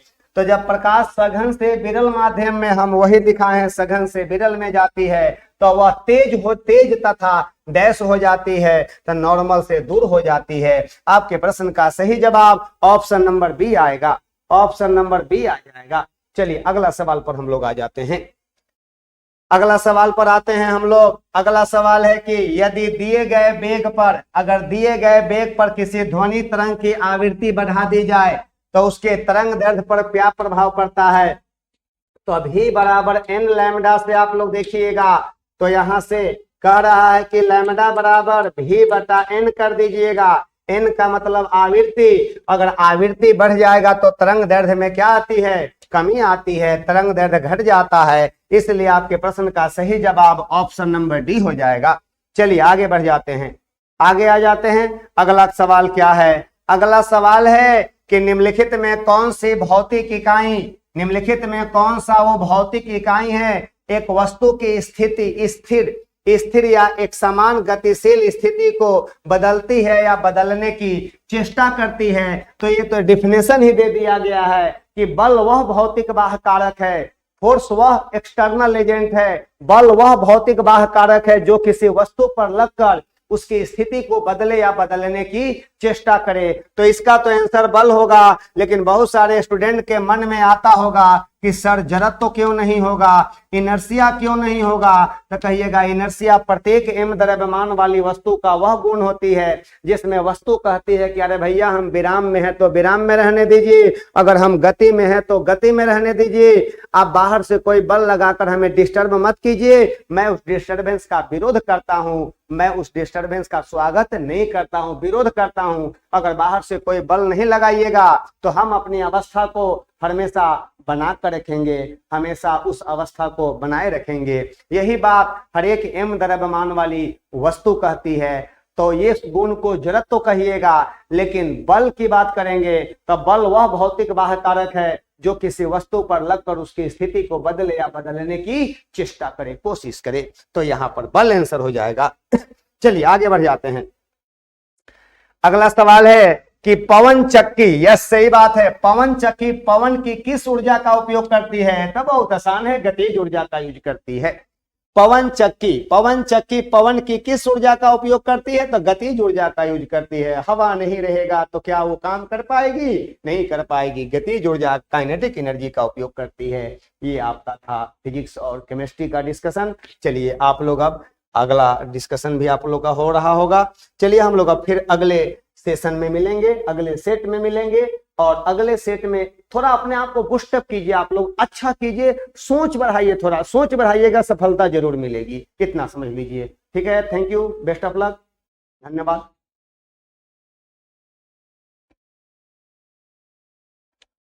गुड इवनिंग डियर स्टूडेंट्स, आप सभी लोगों का स्वागत है आज के दरोगा टेस्ट सेशन में। और उम्मीद करते हैं कि आप सभी लोग पटना से दूर रहकर भी इसका फायदा काफी अच्छे से उठा रहे होंगे। और एक बात और बता दें कि हर बार प्रश्न का स्तर इस ढंग से रहता है कि सामने में दिखेगा कुछ और, लेकिन उसका आंसर कुछ और भी रहेगा। गुरुजी के नेतृत्व में हम सभी लोग आपके लिए एकदम फ्री सेशन चला रहे हैं, इसलिए आप लोग ज्यादा से ज्यादा लोगों के पास इसलिए शेयर कर दें कि उनके पास भी प्रश्न पहुंच जाए जो ऑफलाइन टेस्ट, क्योंकि आप सभी लोगों को पहले पता है और बता भी चुके हैं कई बार हम कि यह टेस्ट ऑफलाइन भी जो है कि 7 बजे से ऑर्गेनाइज होता है गोपाल मार्केट में 4th फ्लोर पर अदम्य आदित्य गुरुकुल में। इसी का लाइव सेशन हम आप लोग को सामने देते हैं हम लोग, कि आप लोग दूर भी रहें तो भी इसका फायदा उठा सके, ताकि आगामी जो है कि परीक्षा जितनी भी होंगी, केवल स्पेशली दरोगा नाम दिया गया है, लेकिन बहुत सारे प्रश्न ऐसे होते हैं जो बहुत सारे एग्जाम में टैली करते हैं। एनीवे, आज जो है कि आदरणीय अमरजीत सर नहीं है, इसलिए सर का भी पॉलिटी वाला पार्ट मुझे देखना है, और अच्छे ढंग से इस चीज को देख करके हम लोग आगे बढ़ेंगे। और उम्मीद करते हैं कि आप लोग अगर स्थिर रूप से अपने जो है कि स्टडी रूम में या कहीं ऐसे जगह बैठ करके पढ़ाई कर रहे हैं जहां पर आपके पास पेन और कॉपी होगा, तो आप जरूर इसको नोट करेंगे। तो फटाफट शुरुआत करते हैं हम लोग। 49 नंबर क्वेश्चन कह रहा है कि संविधान निम्न में से किसके शोषण, हालांकि एक बात और बता दें, शोषण बिल्कुल गलत लिखा हुआ है यहाँ पर शोषण जो है कि आपका ऐसे रहेगा। खैर, इतना हम लोग जो है कि काम चला लेंगे। संविधान निम्न में किसके शोषण के विरुद्ध अधिकार स्वीकृत करता है? तो आपको बता दें कि भारतीय संविधान में विशेष रूप से अगर बोला जाए तो खास करके मूल संविधान में यह चर्चा था कि जनजातियों और जो है कि बच्चों तथा महिलाओं के खिलाफ अगर किसी भी प्रकार का शोषण होता है, तब जो है कि इसको लेकर के सुप्रीम कोर्ट और जो है कि हाई कोर्ट पूरी तरह से एक्टिव रहेगा। तो इसमें जो है कि बात करेंगे तो इसके अनुसार स्वीकृति की अगर बात करेंगे, हालांकि सभी के लिए है, दलित इसमें अलग नहीं है, लेकिन दलितों का जो कि प्रावधान विशेष रूप से जो है कि अलग अलग राज्यों में अलग अलग तरीके से किया गया।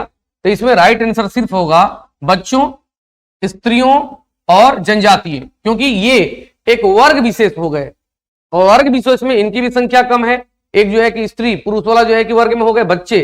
तो राइट आंसर आपका जो है हो जाएगा, उपरोक्त में अपना सही उत्तर दिए गए कुट की सहायता से चुनिए। तो राइट आंसर आपका हो गया 1, 2 और 3।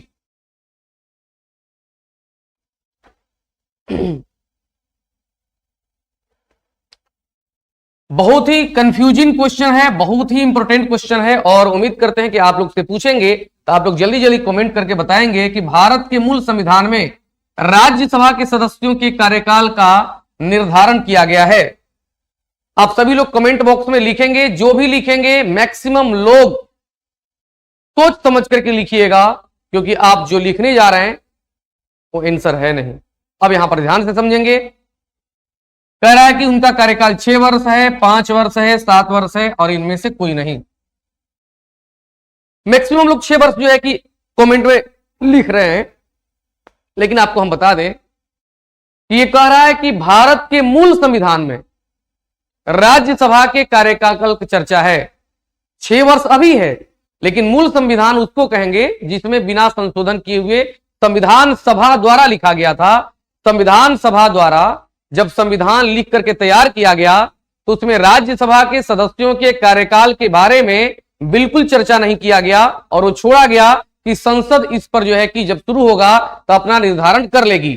तब 26 जनवरी 1950 के बाद जब संविधान लागू हुआ तब पहला जो है कि अधिनियम, विशेष अधिनियम जो लाया गया, मतलब पहला अधिनियम नहीं, इसके बारे में पहला अधिनियम, तो वो था लोक जन प्रतिनिधित्व अधिनियम 1951। लोक मतलब जनता, कहीं कहीं जन प्रतिनिधित्व भी देता है। लोक प्रतिनिधित्व अधिनियम 1951, इसके तहत जो है कि प्रावधान किया गया कि राज्यसभा के सदस्यों का कार्यकाल 6 वर्ष होगा और इसमें से प्रत्येक 2 वर्ष पर 1/3 जो है कि जो सदस्य होंगे वो रिटायर होंगे और उनके जगह पर उतने ही सदस्य जो है कि आएंगे। तो मेरे सभी आदर्श विद्यार्थी, इसका राइट आंसर जो है इनमें से कोई नहीं, क्योंकि 6 वर्ष वाला जो प्रावधान किया गया वो किया गया लोक प्रतिनिधित्व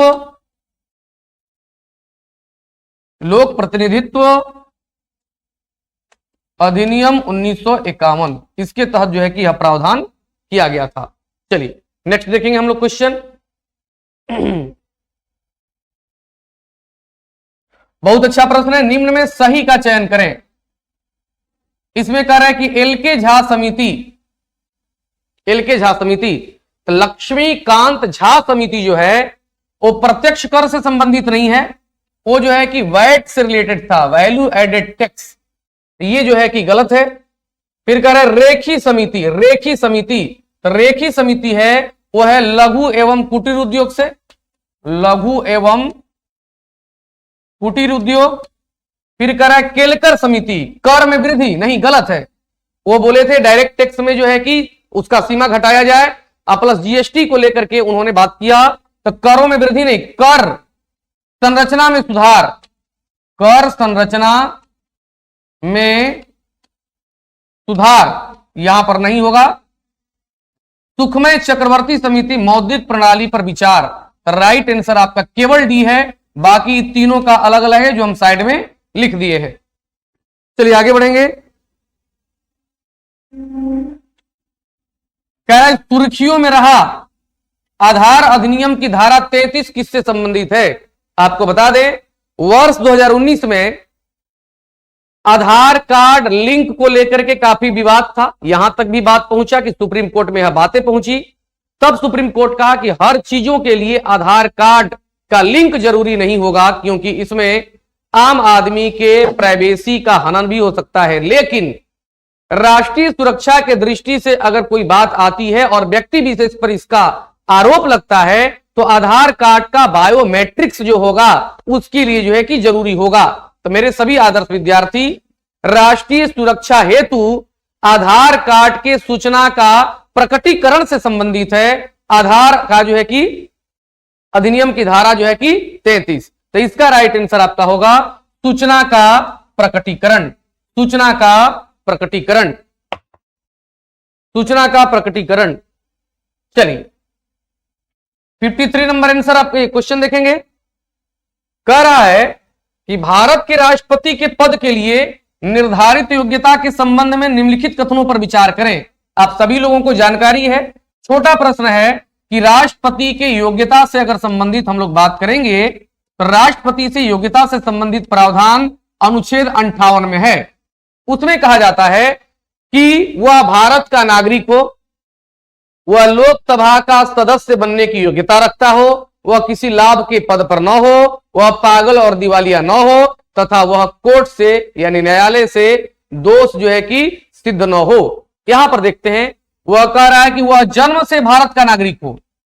यहां पर यह परेशान कर रहा है, वह भारत का नागरिक ठीक है लेकिन वह जन्म से भारत का नागरिक हो, यह गलत है, क्योंकि नागरिकता भाग 2 संविधान का भाग 2 अनुच्छेद 5 से 11 में चर्चा जो नागरिकता सिटीजनशिप का है उसमें अनुच्छेद 6 में कहा गया है कि अगर कोई व्यक्ति भारत के विभाजन से पहले पाकिस्तान में था और 19 जुलाई 1948 तक वह भारत में आ गया तो कुछ शर्तों के आधार पर उसको नागरिकता जो है दे दी जाएगी, जैसे उसके माता पिता, दादा दादी और नाना नानी में किसी एक व्यक्ति का जन्म भारत में हुआ हो। अगर इस प्रकार से देखा जाए तब तो जो है कि यह ऑप्शन अगर माना जाए तब तो अनुच्छेद 6 का हनन हो जाएगा, लेकिन यह गलत है। वह जन्म से भारत का नागरिक हो ऐसा जरूरी नहीं है, वह भारत का नागरिक हो। अब चलिए, तो यह गलत जो है कि बात है। फिर दूसरा नंबर कह रहा है कि वह 35 वर्ष की आयु पूरा कर चुका हो। चलिए ये सही है। कह रहा है कि वह राज्यसभा का सदस्य चुने जाने योग्य हो। गलत है, वह राज्यसभा का सदस्य नहीं, वह लोकसभा का सदस्य चुने जाने योग्य हो। लोकसभा का सदस्य चुने जाने योग्य हो, वह किसी लाभ के पद पर नहीं हो। यह भी जो है कि आपका सही है। तो गलत है सिर्फ आपका 1 और 3, और इसमें कह रहा है उपरोक्त में से कौन सा कथन सही नहीं है। तो 1 और 3 सही नहीं है, राइट आंसर सी।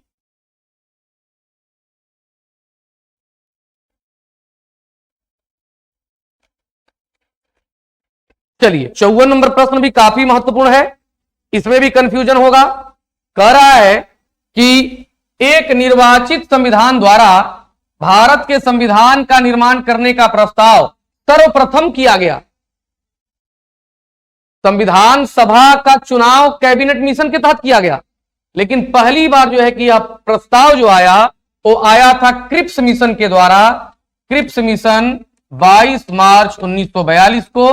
हालांकि बात नहीं बन पाई, कांग्रेस और मुस्लिम लीग दोनों ने इसके प्रस्ताव को स्वीकार कर लिया, अस्वीकार कर दिया, क्योंकि इसमें मुस्लिम लीग ने इसलिए कि वह जो है कि पाकिस्तान को अलग करने की बात नहीं किया, और जो है कि कांग्रेस इसलिए क्योंकि इसमें स्वतंत्रता की बातें नहीं थी। तो राइट आंसर आपका जो है कि क्रिप्स मिशन द्वारा। चलिए आगे। चलिए बहुत महत्वपूर्ण प्रश्न, निम्नलिखित में से कौन सा राज्य 73वें संविधान संशोधन का अभी पालन करने वाला पहला राज्य है। यानी इसके आधार पर जो है कि चुनाव कराया, लागू किया, सब कुछ किया। तो आपको बता दें कि पहली बार जो है कि 1957 में बलवंत राय मेहता समिति के सिफारिश पर जो चुनाव हुआ था पंचायती राज का, उसमें तो जो है कि होगा राजस्थान। लेकिन 73वां संविधान संशोधन के बाद अपने विधानमंडल में जो है कि पारित करने वाला अधिनियम था पहला कर्नाटक, लेकिन इसके सारे चीजों को प्रावधान के तहत लागू करके चुनाव कराने वाला 1994 में वो था आपका मध्य प्रदेश, जिसके तहत जो है कि चुनाव भी हुआ था 1994 में। Right answer Madhya Pradesh. बहुत लोग आंध्र प्रदेश बोलेंगे, लेकिन नहीं, वो कर्नाटक पहला अधिनियम लागू करने वाला, दूसरा आंध्र प्रदेश। लेकिन ये सारे चीजों को प्रावधान करके चुनाव कराने वाला, फाइनली इंप्लीमेंटेशन देने वाला मध्य प्रदेश था। इसलिए आप लोग कंफ्यूज नहीं होंगे। आगे कह रहा है कि किसी राज्य में नगरपालिका का सीमा क्षेत्र अधिसूचित करने के लिए निम्नलिखित में से कौन सक्षम है। दो बातें, दो प्रश्न, दो जवाब। अगर ये कह देता कि कितने नगरपालिका होंगे, नगर परिषद होंगे, नगर निगम होंगे, ये राज्य विधानमंडल तय करता है, लेकिन नगर पालिका का क्षेत्र कहां तक होगा, इसमें जो है कि राज्यपाल के आदेशानुसार परिसीमन के तहत जो है कि किया जाएगा। तो राइट आंसर आपका होगा संबंधित राज्य का राज्यपाल। नेक्स्ट,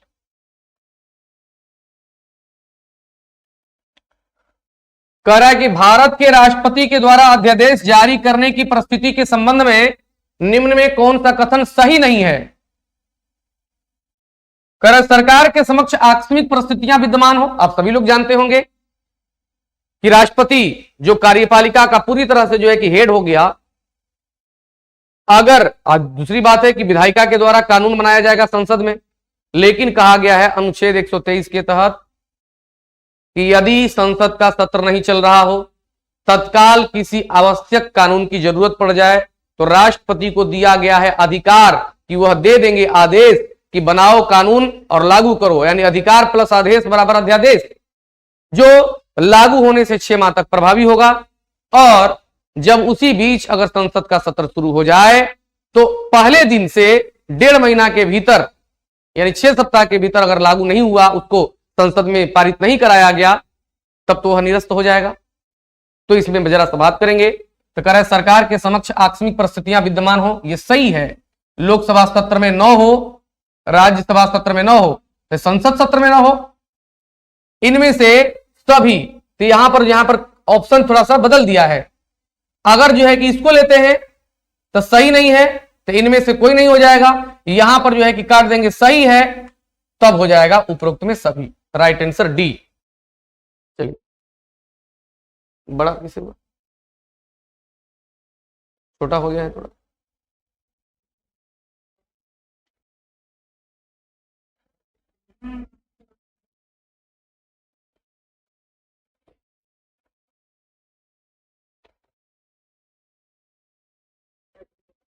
बड़ा करना था ना, छोटा हो गया है।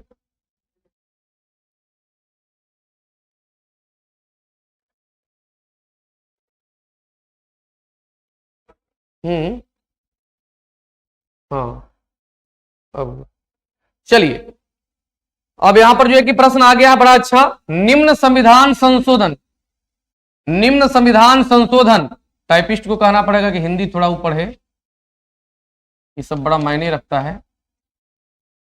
निम्न संविधान संशोधन में किस एक के अंतर्गत दिल्ली राष्ट्रीय राजधानी के क्षेत्र बना था?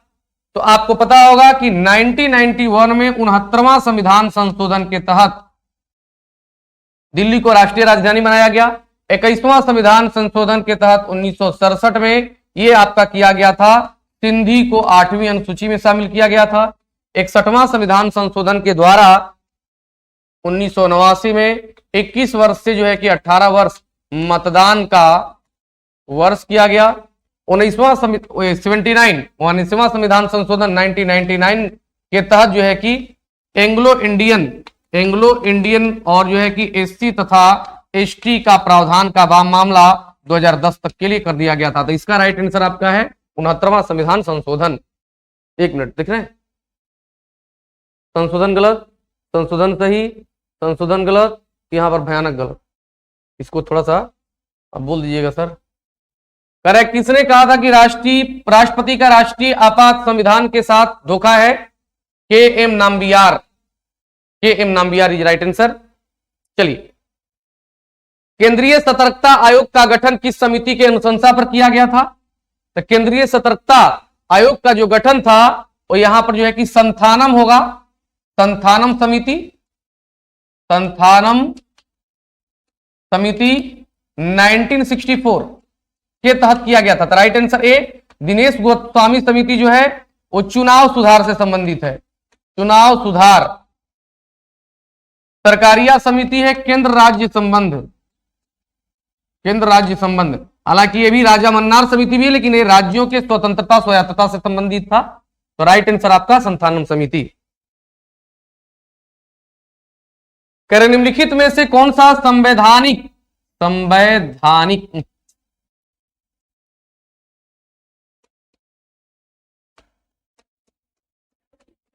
नहीं देख रहे हैं, नहीं मतलब इसका इतना होता है, संवैधानिक संस्थाओं के अंतर्गत नहीं आता है। कह रहे राष्ट्रीय महिला आयोग, राष्ट्रीय मानवाधिकार आयोग, राष्ट्रीय अनुसूचित जाति आयोग, राष्ट्रीय पिछड़ा आयोग।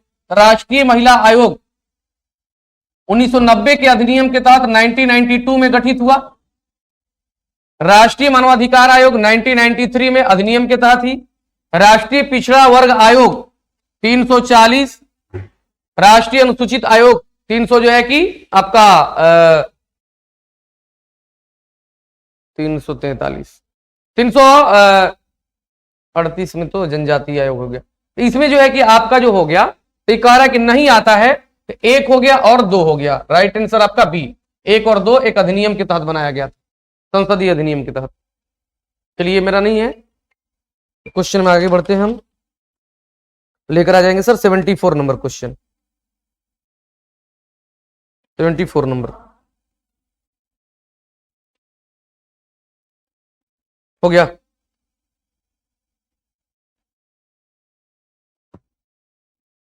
चलिए, करें कि प्रधानमंत्री मुद्रा योजना के तहत दिया जाने वाला तीन प्रकार की ऋण में शामिल है।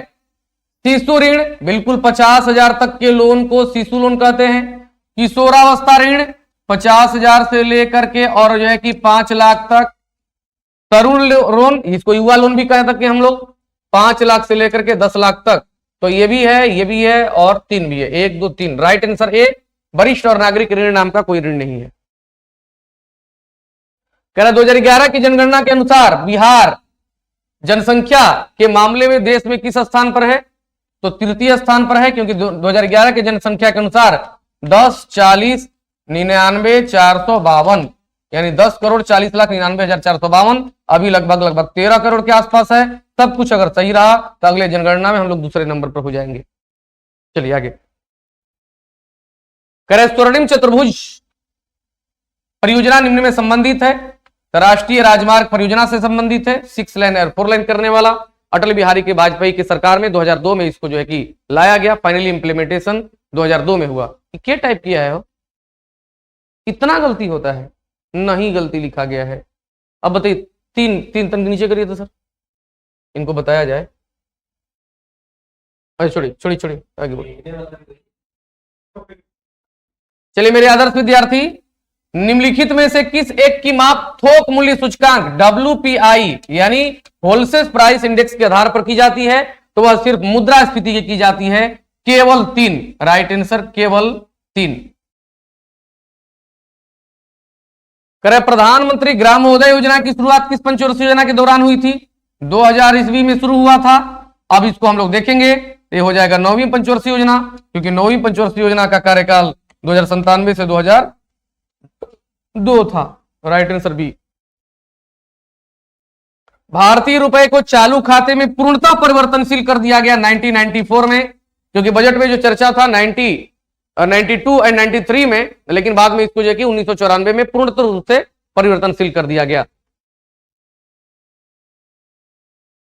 कह रहा है कि निम्न में कौन सी समिति भारत की निर्धनता के अनुमान से संबंधित रही है? तो विजय केलकर समिति, अभी आपको बताए, कर संरचना में सुधार, कर संरचना में सुधार। सुरेश तेंदुलकर समिति गरीबी, तारकुंडे समिति चुनाव सुधार,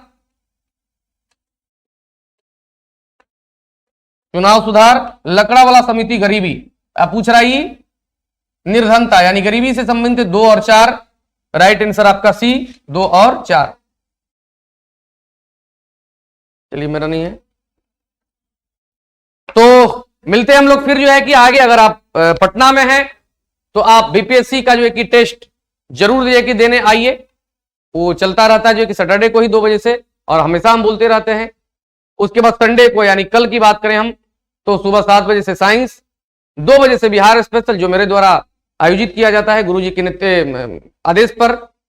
उसमें अच्छे प्रश्न रहते हैं। 2 बजे से मात्र जो है कि टेस्ट का चार्ज 10 रुपया, 50 क्वेश्चन, 1.5 घंटे का डिस्कशन। 4 बजे से फिर करंट अफेयर्स। मिलते हैं फिर अगले सेशन में। आप सभी लोगों को बहुत बहुत धन्यवाद। और एक बात ध्यान रखेंगे, अदम्यादिति गुरुकुल एम सिविल सर्विस में नए पैटर्न और पूरी तरह से फुल्ली संशोधित और बहुत ही महत्वपूर्ण प्रश्न विद्यासागर का किताब आप लेकर के जरूर बनाएं। प्रीवियस ईयर के क्वेश्चन बड़े अच्छे डाले गए हैं। क्वेश्चन के साथ डिस्कशन इतना जबरदस्त लिखा गया है कि वो आपकी जो है कि एग्जाम के लिए काफी जो है कि फायदेमंद होगा। गुरुजी के आदेश पर नेतृत्व में वो बनाया गया है।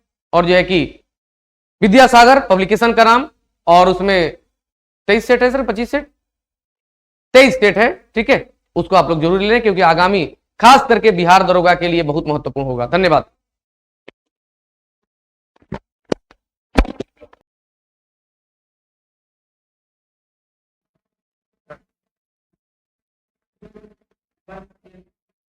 चलिए, तो यहां पर आंसर हिमालय कहां पर है भाई? एशिया के अंदर है।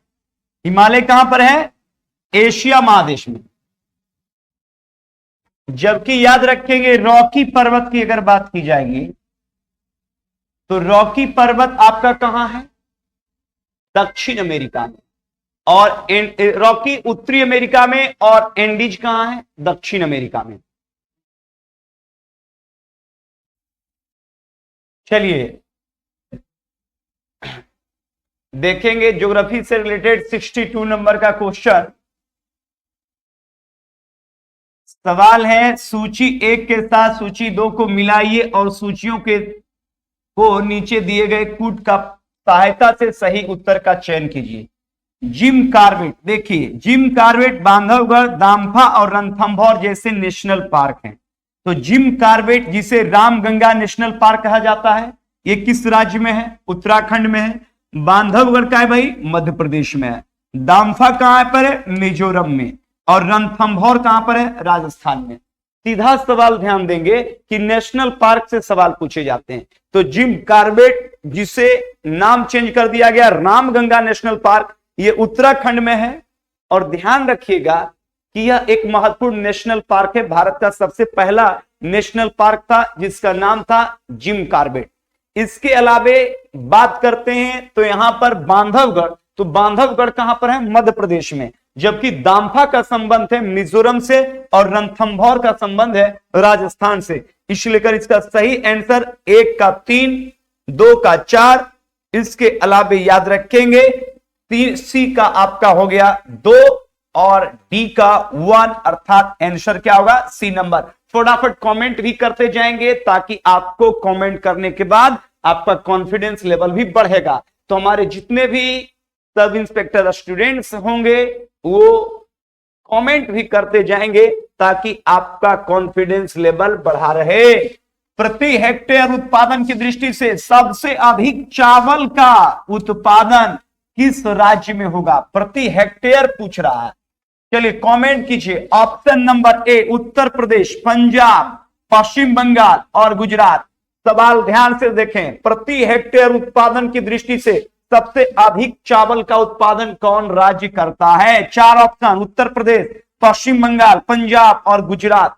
फटाफट कमेंट करेंगे और इसका सही आंसर कमेंट के माध्यम से भी बताएंगे। लेकिन अब आपका समय समाप्त होता है। इसका सही आंसर आ रहा है पंजाब। कुछ लोगों को लग रहा होगा कि चावल का उत्पादन पूछा जा रहा है तो पश्चिम बंगाल होगा, लेकिन पश्चिम बंगाल भारत में सबसे ज्यादा चावल का उत्पादन करता है, लेकिन प्रति हेक्टेयर चावल उत्पादन बंगाल में होता है, जबकि सबसे ज्यादा चावल की बुआई अगर पूछेगा कहां होता है तो यह उत्तर प्रदेश में होता है। 3 सवाल ध्यान से सुनेंगे।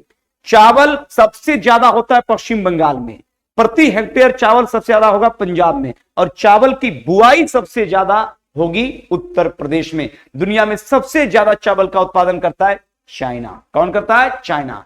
और याद रखेंगे चावल एक खरीफ फसल है जिसकी बुआई ग्रीष्म ऋतु के अलावे याद रखेंगे आपका वर्षा ऋतु का पूरा ड्यूरेशन है। तो यह एक खरीफ फसल है, पूरे वर्षा ऋतु आर्द्रकाल में ये पूरा तैयार होता है। तो ये स्पष्ट है कि इसका सही आंसर आ रहा है बीसी नंबर पंजाब। नेक्स्ट सवाल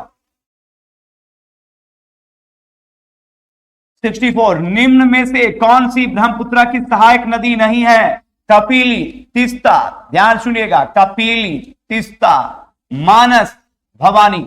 फटाफट कमेंट करेंगे। हमारे जितने भी कमांडो जुड़ चुके हैं, ब्रह्मपुत्र की सहायक नदी नहीं है कपिली, तीस्ता, मानस, भवानी। फटाफट कमेंट करेंगे किसका सही आंसर क्या होगा।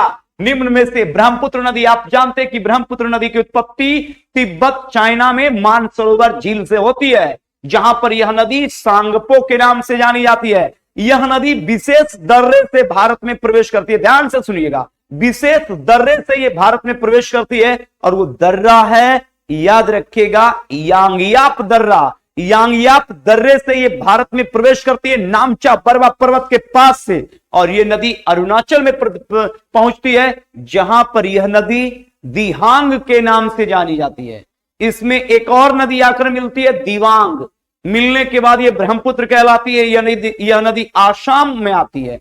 आसाम के बाद यह नदी बांग्लादेश जाती है, और बांग्लादेश में यह नदी जमुना के नाम से जानी जाती है, और अंततः गंगा में मिलकर यह मेघना कहलाती है, और यही बनता है दुनिया का सबसे बड़ा डेल्टा, सुंदरबन का डेल्टा। सवाल पूछे जा रहे हैं कि ब्रह्मपुत्र की सहायक नदी कौन नहीं है? 4 ऑप्शन कपिली, तीस्ता, मानस और भवानी। फटाफट कमेंट करेंगे। 3 से 4 सेकंड टाइम देते हैं ताकि आप सही जवाब कर सकें, और अगर सही जवाब देते हैं तो आपका कॉन्फिडेंस लेवल भी बढ़ता है। आंसर इसका आ गया है। इसका सही आंसर है भवानी। देखो भाई, भवानी किसकी सहायक नदी है? कावेरी की सहायक नदी है। किसकी सहायक नदी है? कावेरी की। ध्यान से सुनिएगा, क्योंकि सुनने के बाद याद होता है। याद रखेंगे, ब्रह्मपुत्र की सहायक नदी में तीस्ता, मानस, संकोच, जिया भरेली, कपिली, इसके अलावे कमेंग, सुवनश्री, दिहांग, दिशांग, लोहित, कलांग, धनश्री और सुवनश्री जैसी नदियां किसकी सहायक नदी है? ब्रह्मपुत्र का। ध्यान से सुनेंगे फिर।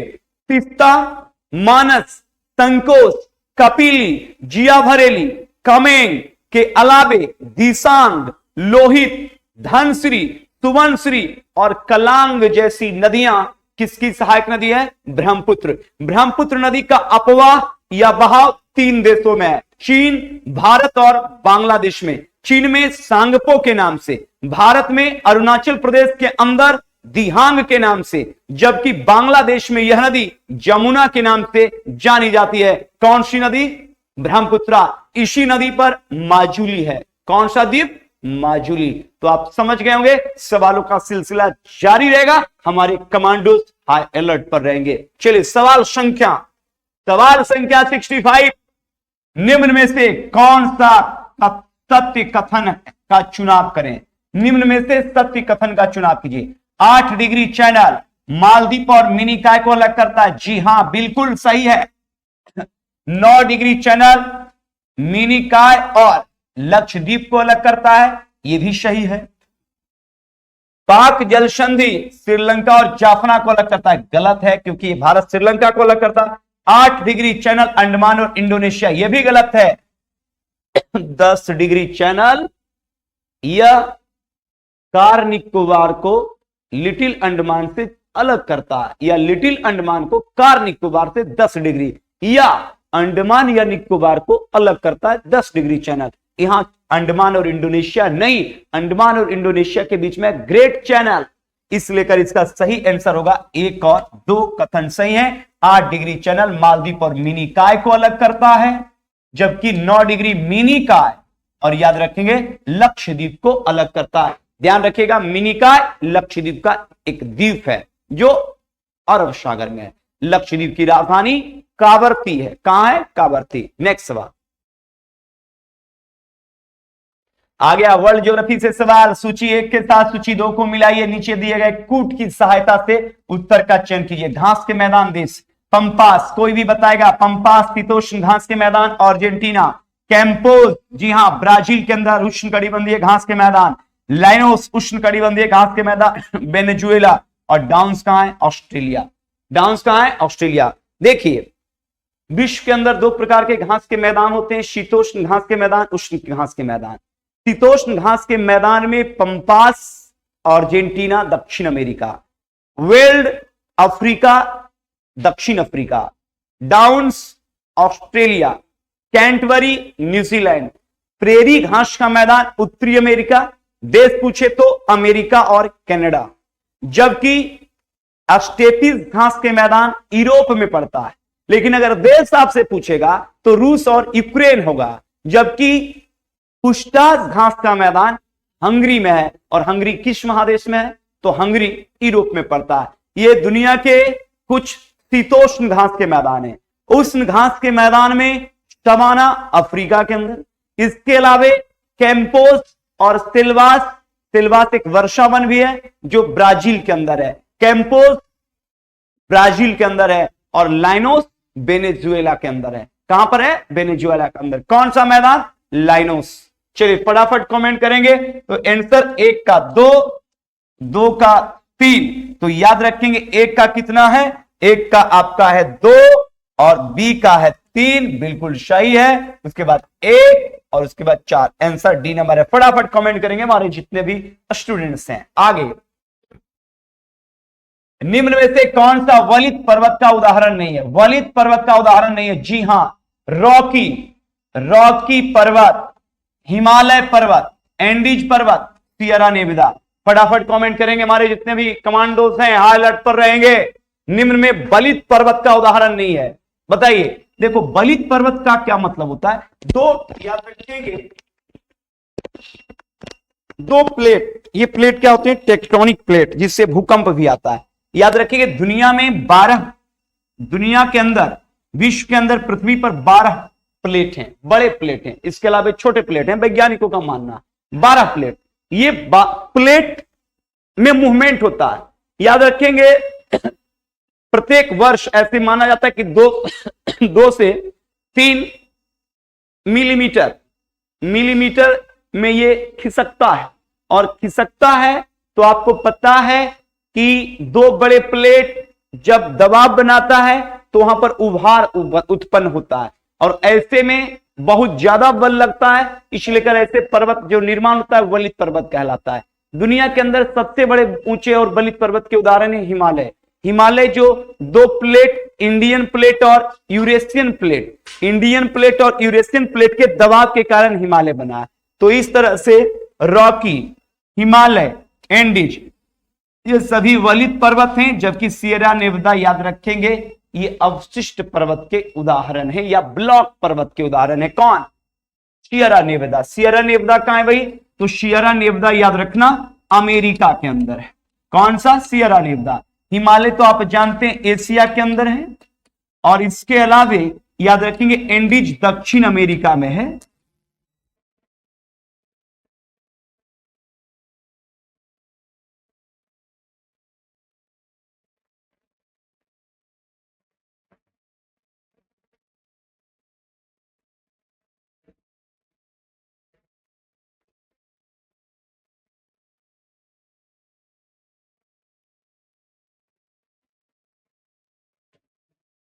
चलिए, तो हिमालय का संबंध कहां से भाई? एशिया महादेश से। एंडीज पर्वत कहां है? दक्षिण अमेरिका की सबसे ये क्या है? महत्वपूर्ण पर्वत श्रेणी है और दुनिया की सबसे लंबी पर्वत श्रेणी है। रॉकी कहां पर है? उत्तरी अमेरिका। उत्तरी अमेरिका में कौन है? आपका रॉकी। नेक्स्ट सवाल, नेक्स्ट सवाल की ओर चलेंगे। 68 रिंग ऑफ फायर से अभिप्राय क्या है? रिंग ऑफ फायर जापान का औद्योगिक क्षेत्र, अफ्रीका का एक पर्वत शिखर, प्रशांत महासागर में भूकंप एवं ज्वालामुखी प्रभावित क्षेत्र और दक्षिण अमेरिका का सोने की खान। देखो भाई, रिंग ऑफ फायर जो है ना वो प्रशांत महासागर में भूकंप एवं ज्वालामुखी से प्रभावित क्या है? क्षेत्र है। कौन सा? तो याद रखेंगे रिंग ऑफ फायर। नेक्स्ट सवाल की ओर चलेंगे। नेक्स्ट सवाल देखिए क्या कहता है।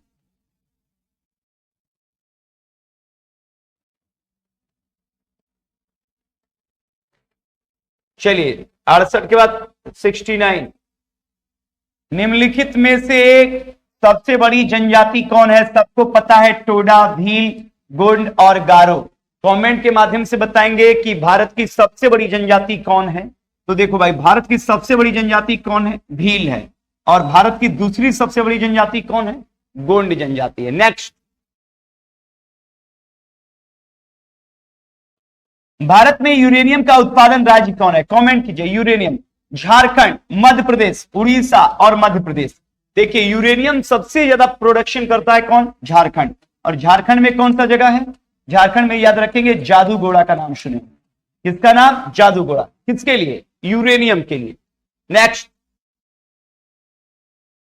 भारत में सबसे कहता है कि भारत में सर्वाधिक वर्षा निम्नलिखित में से किस क्षेत्र में होती है?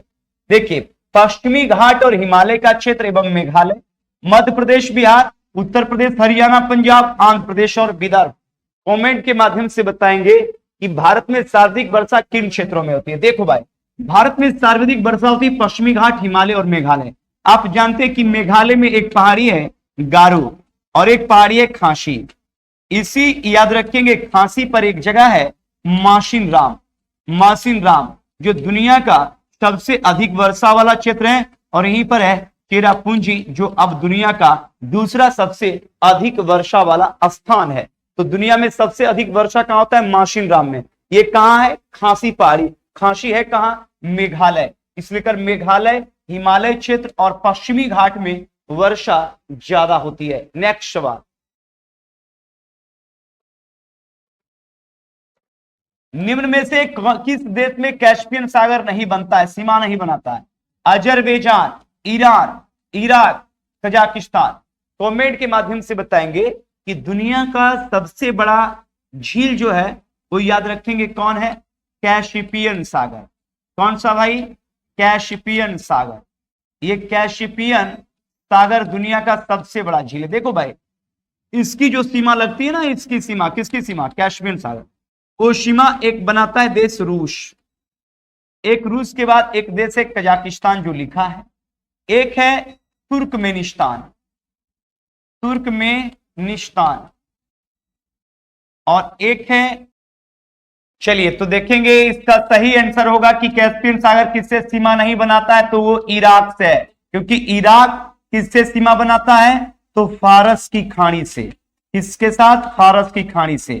और हमने बता दिया था आपको कि कैस्पियन सागर जो दुनिया का सबसे बड़ा झील है वो अजरबैजान, ईरान, कजाकिस्तान और रूस और तुर्कमेनिस्तान से सीमा बनाता है। तो आंसर क्या होगा? इराक। इराक की सीमा कैस्पियन सागर से नहीं लगती। नेक्स्ट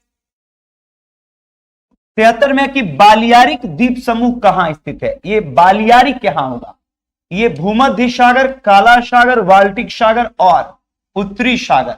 चलिए बताएंगे फटाफट आप लोग, यहां थोड़ा कीजिए, बताइए बालियारिक द्वीप समूह कहां स्थित है? कमेंट करके बताएंगे कि बालियारिक द्वीप समूह कहां है। देखो भाई, बालियारिक द्वीप समूह कहां है?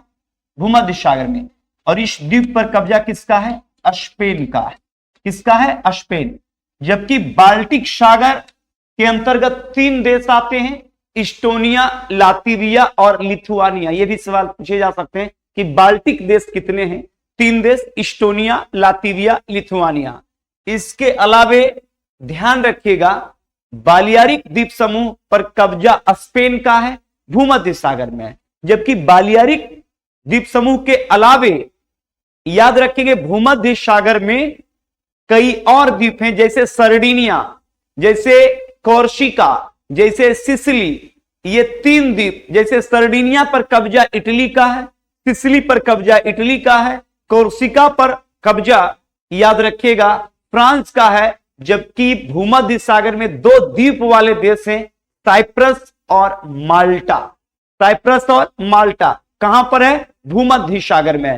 तो इस तरह से इसका सही आंसर होगा, याद रखेंगे भूमध्य सागर। भूमध्य सागर में ही बालियारिक द्वीप समूह है जिस पर स्पेन का कब्जा है। किसका कब्जा? स्पेन का।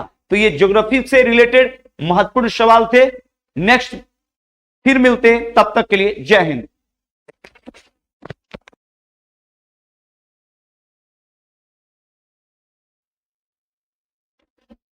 हेलो एवरीवन, कैसे हैं आप सब? जैसा कि आप लोगों को मालूम है, अभी दरोगा का डिस्कशन आप और हम जुड़े हुए हैं, और यूट्यूब चैनल जो आपका रहमान सर के, रहमान एम सिविल सर्विसेज के माध्यम से हम लोग, आप लोग जुड़े हुए हैं, आप डिस्कशन देख रहे हैं यूट्यूब में। और जैसा कि आप लोगों को मालूम है कि मेरा नाम देव आर्यन है और मैं यहाँ पर मैथ फैकल्टी के रूप में काम करता हूँ। तो यहाँ पर 5 क्वेश्चन है दरोगा में, और 5 क्वेश्चन को हम 5 मिनट में इसको सॉल्व करते हैं और फिर आगे बढ़ते हैं। तो ये हमारा फर्स्ट क्वेश्चन है। फर्स्ट क्वेश्चन आपका जो है प्रॉफिट एंड लॉस से जुड़ा हुआ क्वेश्चन है। इस टाइप के क्वेश्चन बहुत बार क्लासेस में मैंने कराए हैं। राम का व्यय जो एक्सपेंडिचर है और सेविंग जो दिया गया है वो 3:2 दिया गया है। तो जाहिर सी बात है, अगर एक्सपेंडिचर आपका 3 अगर हम मान लें और सेविंग हमारा जो है वो 2 है, तो सिंपल सी बात है कि इनकम हमारा जो होगा 3, 2, 5 होगा। ये दोनों जोड़ने के बाद ही हमें जो इनकम मिल पाता है। तो 3, 2, 5 हमने मान लिया। कहता है उसका इनकम में 10% का जो है इंक्रीजमेंट हो जाता है, वृद्धि हो जाती है उसका 10%। तो हम लिख दिए 10%। फिर उसके बाद कहता है उसका व्यय जो एक्सपेंडिचर में 12% की वृद्धि हो जाती है। और उसकी बचत में कितनी वृद्धि होगी, उसकी सेविंग में कितना इंक्रीजमेंट आएगा, तो हम मान लेते हैं X%। कुछ भी मानने उनने की जरूरत नहीं है, इसमें 100 वगैरह सब कुछ लेकर बनाने की जरूरत नहीं है। ये मेथड सबसे इजी मेथड है। आप सबसे पहले इसको मल्टीप्लाई करेंगे तो ये हमको 36 मिलेगा, ये हमें मिलेगा 2x और ये हमें मिलेगा 50। और आप जानते हैं ये दोनों को ऐड करते हैं तो ये हमको मिलता है। तो दोनों को ऐड कीजिए और इसके इक्वल कर दीजिए। तो 36 50 में माइनस हो जाएगा तो हमको 14 मिल जाएगा और x का वैल्यू आ जाएगा 7%। इसका मतलब हुआ कि हम अपने सेविंग में 7% का इंक्रीजमेंट कर रहे हैं। ये बहुत ही अच्छा क्वेश्चन है और इस टाइप के बहुत सारे एग्जाम में आए हुए क्वेश्चन। जब भी ये क्वेश्चन आवे तो इस तरह से बनाइए, हमेशा जो है इजी पड़ेगा। बढ़ते अगला क्वेश्चन देखते हैं। अगला क्वेश्चन हमारा 97 नंबर है और ये क्वेश्चन है आपका एवरेज से रिलेटेड क्वेश्चन है। एवरेज जब जब आए तो उसको डिविएशन मेथड लगाइए, तेजी से आपका क्वेश्चन सॉल्व होगा। तो सबसे पहले हम यहाँ डिटेल लगा के देखते हैं। डिटेल, सबसे पहले डिटेल मेथड को सॉल्व करते हैं। एक क्रिकेट खिलाड़ी 10 टेस्ट खेलने के बाद और 11वें टेस्ट में 100 रन बनाता है। 10 टेस्ट पहले खेलता है तो मान लेती है कि एक टेस्ट में यानी पर पारी जो है वह x रन बनाता है, तो 10 पारी में उसके टोटल रन हो जाएंगे 10x। अब 11वीं पारी आ गई, 11वीं पारी में उसने 100 रन बना लिया इस तरह से। और उसके बाद टोटल हमारे पास कितनी पारियां हो गई, 11 पारियां हो गई। एवरेज जो हमने x माना था, कह रहा है क्या कि उसके एवरेज में 5 की वृद्धि हो गई, यानी हमको x + 5 हो गया। अब यहाँ पे कह रहा है कि वर्तमान औसत बताइए। वर्तमान औसत कहने का मतलब है कि हम जो नया जो x ये चीज हमको चाहिए x+5। तो 10x 11x तो बचे कितने x, 100 में 11 पचे 55 घट गया तो हमारे बच गए 45। तो ये हमने x का वैल्यू मालूम कर लिया, लेकिन हमको जो है प्रेजेंट एवरेज चाहिए। प्रेजेंट एवरेज हमारा क्या है, x+5 है, तो हमारा 45 + 5, तो आपके आंसर हो जाएंगे 50। सी नंबर ऑप्शन सही। तो ये डिटेल मेथड है, अगर आप डिविएशन से जरा सोचें तो बहुत ही आसानी से ये सॉल्व हो जाएंगे। 10 टेस्ट खेलने के बाद 11वां टेस्ट में जब है तो वो उसने बना लिया 100 रन 11वें टेस्ट में। जब 11 टेस्ट हो जाते हैं तो हमारे जो है एवरेज कितना बढ़ता है, 5 बढ़ जाता है। तो एक आदमी का 5 बढ़ता है तो 11 आदमी का कितना बढ़ेगा, 11 × 5, तो हमारा 55 का इंक्रीजमेंट हो जाएगा। लेकिन हमारा क्या है, पुराना हमको निकालना है, तो पुराना तो माइनस करना पड़ेगा। 100 में 55 गया हमारा 45, यानी 10 पारियों का जो एवरेज है 45 है। लेकिन हमको प्रेजेंट चाहिए तो हम वही 5 जो बढ़ रहा है वो जोड़ेंगे और आंसर हमारा 50 आ जाएगा। तो ये डिविएशन मेथड है। आप जो है कोशिश कीजिए हमेशा एवरेज के सारे क्वेश्चन को डिविएशन रूल से बनाने की। बढ़ते अगले क्वेश्चन की ओर।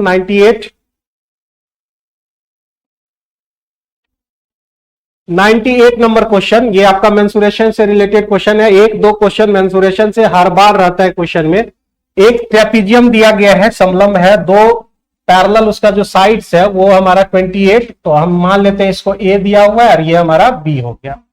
और उसकी अन्य 2 भुजाएं होंगी, अन्य 2 भुजाओं की लंबाइयां प्रति 12 सेंटीमीटर। तो अगर आप फिगर इसका ड्रॉ कर लें, इस तरह से ट्रेपीजियम अगर हम बना लें इसको, तो ये हमारा 28 हो गया। इसका नाम रख देते हैं ए बी सी डी।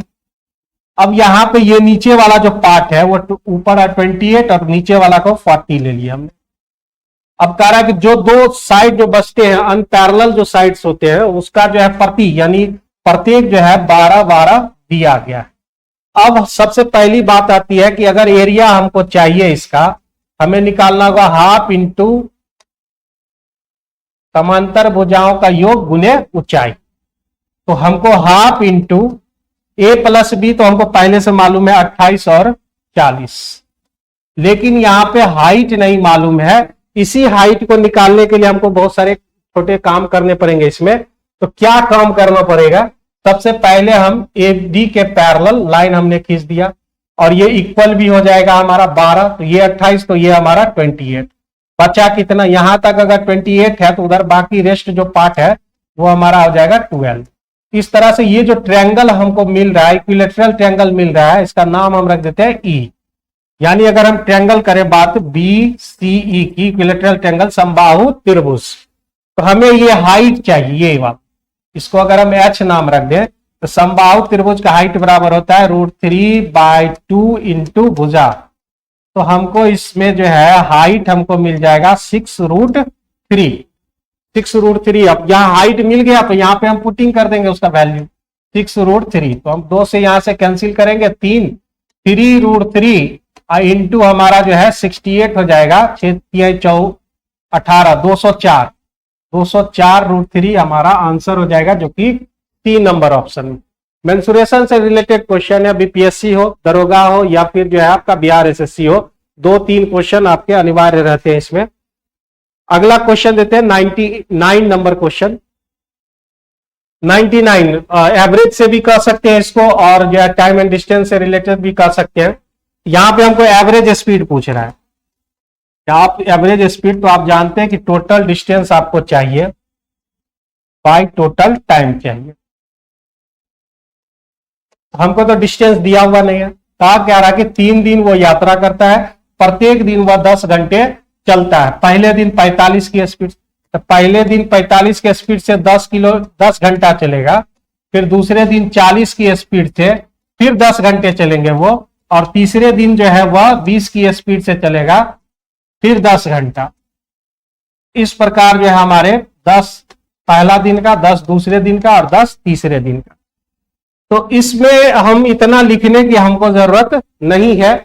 कहने का मतलब है कि जब वही सेम आवर्स हर एक दिन वो चलेगा तो उतना करने की जरूरत नहीं। सारे जो है हमारे स्पीड जो है उसको जोड़कर 3 से डिवाइड कर देना है, यानी डायरेक्ट आप एवरेज स्पीड बराबर हो जाएगा 45 प्लस 40 प्लस 20 बाई 3। आप डायरेक्ट इतना कर सकते हैं। ये तभी आप पॉसिबल है जब आपका सारा टाइम जो है इक्वल होगा तब। तो 135 हमारा हो जाता है यहाँ पे, 4 4 8 2 10, 105 अब बाई 3, तो ये 35 किलोमीटर पर आवर जो है हमारा आंसर हो जाएगा। बढ़ते अगले क्वेश्चन की ओर और लास्ट क्वेश्चन लेते हैं। टाइम एंड वर्क से रिलेटेड क्वेश्चन। एक टंकी क्रमशः 3 घंटे में, तो पहला पाइप को हमने ले लिया 3 घंटे, दूसरा पाइप जो है हमारा क्या कर रहा है 3 घंटे 45 में। तो सिंपल सी बात है 15/4 होता है, 3 और 3/4, 3 और 3/4, तो 4 3 12 3 15/4। अब जो है यहाँ पे तीसरा पाइप जो है खाली टंकी को 1 घंटे में खाली कर देता है। ये निगेटिव वर्क काम करता है, -1 निगेटिव वर्क काम करता है। अब यहाँ पे कह रहा है कि खोल दिया जाए कितने समय में खाली हो जाएगी। तो ये हमारा एलसीएम जो है 15 हो गया, ये 5 से, ये हमारा 4 से, और ये हमारा -50। निगेटिव वर्क कर रहा है। तो सिंपल सी बात है कि पॉजिटिव वर्क 5 4 9 यूनिट होता है और निगेटिव जो है 15 यूनिट आपका कैंसिल हो जाता है। सिंपल सी बात है, इसमें जब निगेटिव आ रहा है तो खाली ही होगा। टोटल हमारा है 15 और ये हमारा 9 और 15, तो बचे कितने 6, निगेटिव वर्क हो गया हमारा। अब यहाँ पे क्वेश्चन क्या कह रहा है कि जब निगेटिव वर्क हो रहा है तो हमारा जो है आधी पहले से भरी हुई, तो आधा ही हमको खाली करना है, आधा से हम मल्टीप्लाई कर देंगे यहाँ पे, तो हमारा हो गया ये हम 5 3 बचे 3 बचे और ये 2 5/4, 5/4 को हम लोग 1 घंटा 15 मिनट बोलते हैं, यानी ये नंबर ऑप्शन सही है। तो ये था 5 क्वेश्चन माय डियर स्टूडेंट्स। मिलते हैं अगले डिस्कशन में, तब तक के लिए गुड बाय। आप मेहनत कीजिए, टेस्ट जरूर दीजिए ऑफलाइन में आकर, यहाँ पर जो है गोपाल मार्केट में फर्स्ट फ्लोर पर टेस्ट दीजिए ऑफलाइन में और अपना आकलन कीजिए कितना आ रहा है नहीं आ रहा है। जो भी डाउट होता है ऑफिस में आइए, क्लियर कीजिए। तब तक मिलते हैं अगले वीडियो में, तब तक के लिए गुड बाय।